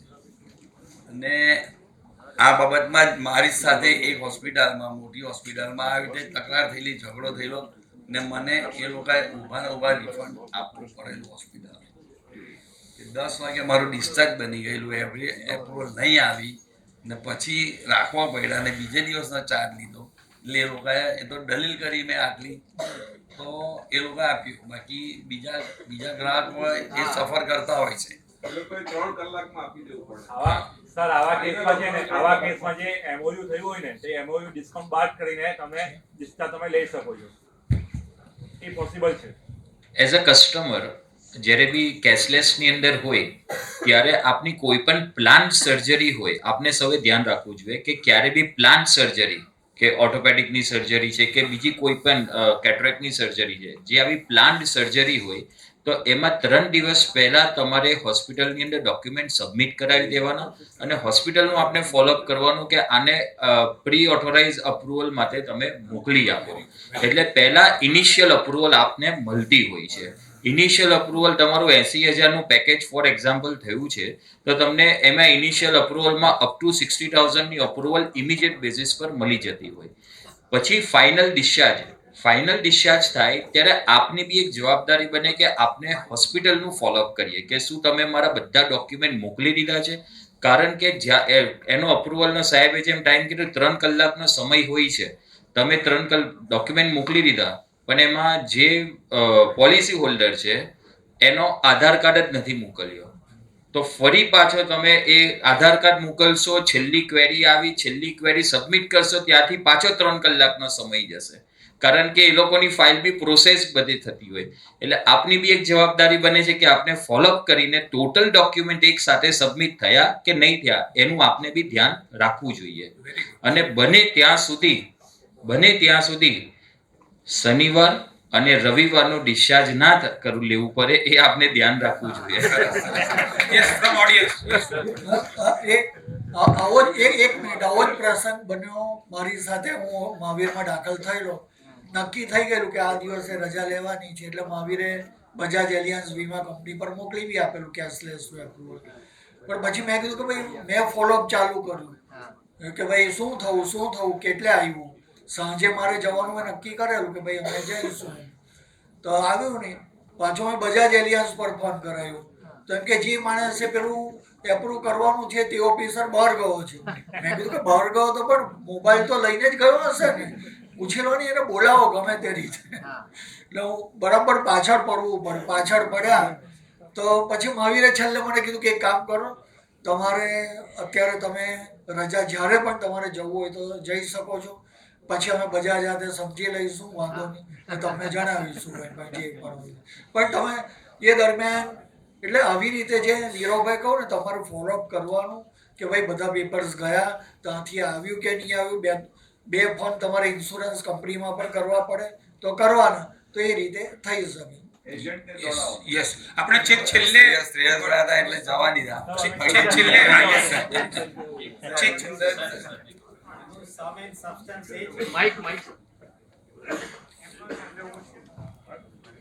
Sum and substance H.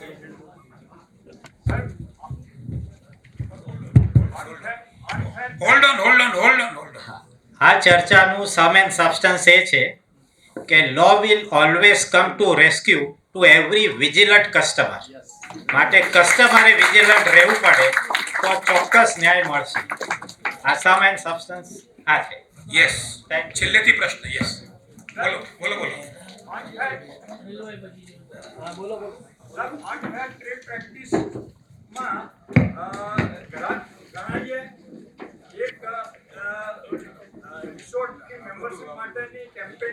એક મિનિટ ભાઈ, આપણે અત્યારે ફક્ત ઇન્સ્યોરન્સ સેવાની વાત જ કરવા માટે થયા છીએ, એટલે ઇન્સ્યોરન્સને લગતું કંઈ તમારો પ્રશ્ન હોય તો.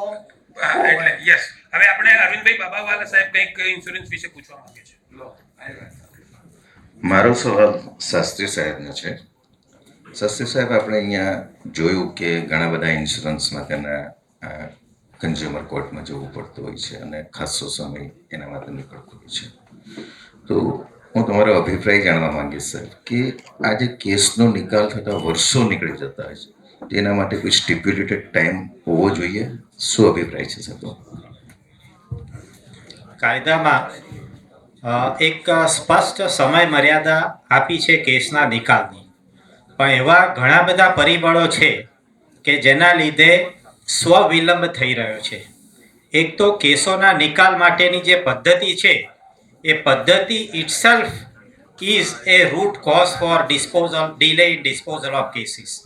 બીજું કે કન્ઝ્યુમર પ્રોટેક્શન એક્ટ નીચે જે કોર્ટની રચનાઓ કરવામાં આવી છે તેમાં જો હાલની પરિસ્થિતિ જોવામાં આવે તો છેલ્લા રિસન્ટ પાસ્ટમાં ઘણી બધી જગ્યાઓ ખાલી રહેવાના કારણે પણ વિલંબ થઈ રહ્યો છે. એટલે ઇનફ્લો કેસોનો છે પણ આઉટફ્લો આ બધા પરિબળોના કારણે શક્ય નથી બનતો. એ ગવર્મેન્ટ, કોર્ટ અને કન્ઝ્યુમર સેટઅપ પણ આ પ્રશ્નોથી એલાયું છે, પણ there are certain self impose restrictions કે જેના લીધે એનો નિકાલ અત્યારે થઈ શકે એમ નથી. પણ આ સેટઅપ જે નક્કી કરવામાં આવ્યું છે એ અસરકારક અને વિલંબ વગર ન્યાય મળે એના માટેનું છે. પણ આ પરિબળો જેવા એ પરિબળોનો નિકાલ થશે એટલે પાછું આ સેટઅપ ટ્રેક પર આવી જશે. યસ. હવે આપણા મોટા મિત્રને વિનંતી કરીશ કે પ્રશ્ન છે કે આજે જે હેવી મેડિકલ ઇન્સ્યોરન્સ લેતા હોય છે તો એ ઇન્સ્યોરન્સની પોલિસીને ધ્યાનમાં રાખીને શહેરની નામાંકિત હોસ્પિટલો એ હિસાબે બિલિંગ પર અને એના ટ્રીટમેન્ટના દિવસ પર ખેંચાણ આપે છે કે ભાઈ 10 દિવસની જગ્યાએ 12 દિવસ 15 દિવસ એ ખેંચે છે ને એક્સ્ટ્રા ચાર્જીસ વધારે લગાવે છે તો ભાઈ મેડિસિનનો આ ચાર્જ છે, તેનો આ ચાર્જ લાગે. સપોઝ કે ડાયપર છે ભાઈ 30-40 રૂપિયાનો તો 90 રૂપિયા 100 રૂપિયા લાગી છે. એટલે એક્સ્ટ્રા જે લાગે એમાં વીમા કંપનીઓ પણ અમુક વસ્તુઓ પાસ નથી કરતી. નહીં, પણ આ તમે સવાલ પૂછો છો કે મંતવ્ય વ્યક્ત કરો? મંતવ્ય સો આપણે બેઝિકલી પ્રશ્ન પૂછવા માટેની વાત હતી, પણ તમારું મંતવ્ય બરાબર છે. અને જો આખા ઓડિયન્સમાં ઘણા બધા પ્રશ્નો છે અને હું કદાચ બધાને ન્યાય નહીં આપી શકું. આપણે જે પણ કાર્યક્રમ સમયસર શરૂ કરેલો સમયસર પૂરું કરવાની ઈચ્છા છે. છેલ્લા 2 પ્રશ્નો લઈશ, પણ એની પહેલા આપણા આજના ડાયસ ઉપર 2 અન્ય બહુ જ મહત્વના મહેમાન આપણે વચ્ચે હાજર છે. તેમનું પણ સન્માન કરવાની ચેમ્બર ઓફ કોમર્સની ફરજ છે. એટલે હું મારા ચેમ્બર ઓફ કોમર્સના પ્રમુખ શ્રી વિજયભાઈ મેવાલ સાહેબને વિનંતી કરીશ કે સુરત ડિસ્ટ્રિક્ટ કન્ઝ્યુમર ફોરમના ઠક્કર સાહેબનું પણ આપણા ચેમ્બર વતી બુકેથી આપણે અભિવાદન કરીએ. અને ઠક્કર સાહેબ આપણા કાર્યક્રમમાં હાજર રહ્યા અને આપણા કાર્યક્રમની શોભા વધારી તે બદલ ઠક્કર સાહેબનો ખૂબ ખૂબ આભાર છે. અને એક વ્યક્તિ કે જેમનું સન્માન કરવાનું આજના આખા ઓડિયન્સને ગમશે તે છે આપણા સૌના લાડીલા એવા principal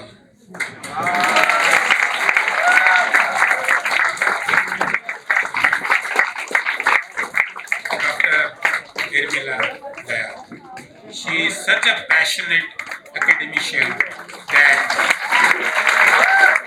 entire legal fraternity of the city and perhaps the entire Gujarat are proud of her, including me. Dr. Dayal madam, you are doing an excellent service to the legal fraternity of this city. Moving forward, we'll have just 2 more questions. We'll have some time for interaction later on also. Gentlemen on the 3rd line, please.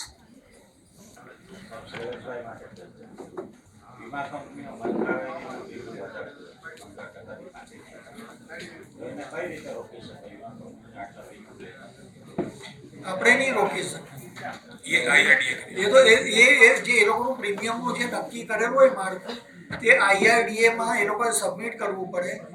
સરકારે જે authority બનાવેલી છે એ authority એને approve કરે. Approve કર્યા પછી જ વીમા કંપની એને અમલમાં મૂકી શકે. ના, એ તમારે પછી એને સુપ્રીમ કોર્ટમાં એવું લાગે તો પછી ચેલેન્જ કરવું પડે. Yes. Next question. Yes. સાહેબ, આજે પ્રીમિયમના રેટ જે વધે થોડુંક ખાલી તમને બ્રીફ આપી દઉં. આજે કોઈ પણ વીમા કંપનીએ પ્રીમિયમ વધારવું હોય એ પોતાની મેળે વધારી ના શકે. એનો ઇન્કર્ડ ક્લેમ રેશિયો ICR કહેવાય. 3 વર્ષનો ઇન્કર્ડ ક્લેમ રેશિયો તેઓ IRDA ને સોંપવો પડે.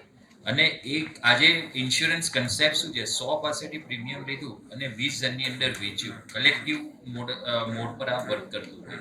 એટલે જે પ્રમાણેના ક્લેમો વધે છે એની સામે એ કેવી રીતના એને જસ્ટિફાઈ થશે? તો બધાની પાસે થોડુંક કરીને લેશે અને લોકોને પછી ડિસ્ટ્રીબ્યુટ થશે.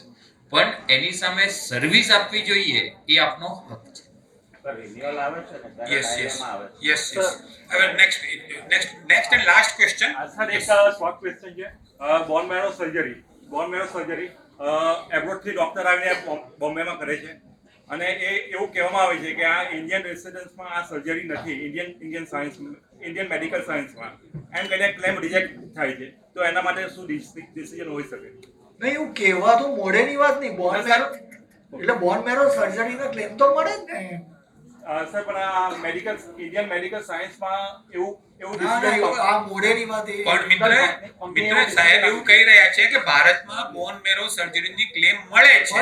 એટલે હવે તમારો કોઈ વિશિષ્ટ પ્રશ્ન હશે તો પછી વાત કરીશું. અત્યારે જવાબ એ છે કે મળે છે. Yes, last question sir. સાહેબ, આજે તમે જ કહો છો ગુજરાતમાં સૌથી વધારે મેડિક્લેમ લેવાય છે, છતાં મેડિકલ ઇન્સ્યોરન્સ કંપની વાળાએ ઝોન 1 માં મૂક્યું છે. તો શું આખું ગુજરાત ઝોન 1 માં મૂકવું યોગ્ય છે? હવે એ તો મને કોને જોડ બોર્ડમાં મૂકવું ને કોને એ મારા હાથમાં તો નથી. એટલે આજે મેટ્રો સિટી સાથે આખા ગુજરાતને ગણી લેવું એ ગેરવ્યાજની વસ્તુ લાગે છે. એટલે yes, that is once again an opinion. We can have a discussion on this and chamber can make a representation on that side. We can continue on this thing. પરંતુ આપણે કાર્યક્રમને સમાપન તરફ લઈ જવું જરૂરી છે. એટલે હવે હું આપ સૌને છેલ્લો સવાલ હું yes sir. મેં પેલું આગળ કહ્યું એનો કોઈને જવાબ આવડે? હું પૂછું તો કહો. પેલા શેઠને ક્લેમ મળ્યો કે કેમ? દિલ્હી સુધી લડ્યા તે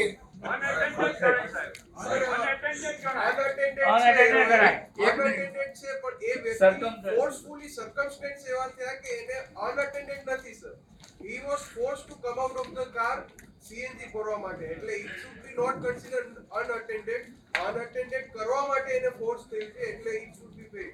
સાહેબ એ બેગ લઈને બહાર નીકળી નહીં શકતે એટેન્ડ કરી શકતે બેગ લઈને બહાર નીકળી નહીં શકતે એટલે મને એટેન્ડેડ ગણાય. આપણે જે કહું ને તે વાત બરાબર છે. નેશનલ કમિશન સુધી અમે લડેલા. નેશનલ કમિશને બી કહું કે આને અનએટેન્ડેડ નહીં કહેવાય, કારણ કે 2 ફૂટની રેન્જમાં જ પેલા ભાઈ હતા. એમની નજર બી ગાડી તરફ જ હતી અને ફક્ત ફોન આવ્યો એટલે 1 મિનિટ એમણે ફોન એમ કર્યો એટલું જ હતું. બધા નજીક ગાડીની સાથે સાથે જ હતા એમ. હવે પીરો ખબર નહીં પ્રી પ્લાન કરીને આવ્યો ને અચાનક 2 મિનિટમાં જ લઈને ચાલી ગયો એમ. એટલે પણ એને ક્લેમ મળ્યો ઘણું લડ્યા પછી. સાહેબ હવે આપણે કાર્યક્રમના પૂર્ણાહુતિ તરફ વધી રહ્યા છીએ. ચેમ્બર વતી હું જસ્ટિસ આશુતોષ શાસ્ત્રી સાહેબનો સવિશેષ આભાર માનું છું કે તેઓ આપણા ચેમ્બરના આમંત્રણને માન આપીને, ખાસ કરીને શ્રેયસભાઈ દેસાઈના આગ્રહને માન આપીને છેક અમદાવાદથી પોતાના વ્યસ્ત શેડ્યુલમાંથી આપણા કાર્યક્રમની શોભા વધારવા માટે આ ઉપસ્થિત રહ્યા. તેના બદલ ચેમ્બર ઓફ કોમર્સનો તરફથી ખૂબ ખૂબ આભાર માનું છું. અને આપણામાંના જ એક એવા પરંતુ અત્યંત ઉત્સાહી શ્રેયસભાઈ દેસાઈ સાહેબે આખા કાર્યક્રમનું આયોજન કર્યું, તેના બદલ એમનો આભાર માનું છું. અમારા લો કોલેજના પ્રિન્સિપલ ઇરમલા દયાલ મેડમ આપણી વચ્ચે હાજર રહ્યા, તેમનો આભાર માનું છું. આપણા સુરત ડિસ્ટ્રિક્ટ કન્ઝ્યુમર ફોરમના જજ સાહેબ ઠક્કર સાહેબ હાજર રહ્યા, તેમના બદલ ખૂબ ખૂબ આભાર માનું છું. પરેશભાઈ પારેખનો આભાર માનું છું. અને સમગ્ર ઓડિયન્સ, જેમાં ખાસ કરીને આપણા લો કોલેજના સ્ટુડન્ટ્સ છે અને બીજા બધા આપણા ચેમ્બરના મિત્રો છે, તેમનો ખૂબ ખૂબ આભાર માનું છું. આપના ઘણા બધા પ્રશ્નો નહીં લઈ શકાયો તે બદલ ખેલદિલી વ્યક્ત કરું છું. છેલ્લે હું ચોક્કસ કહીશ કે આપણે નીચે સાથે લંચ લઈને જવાનું છે.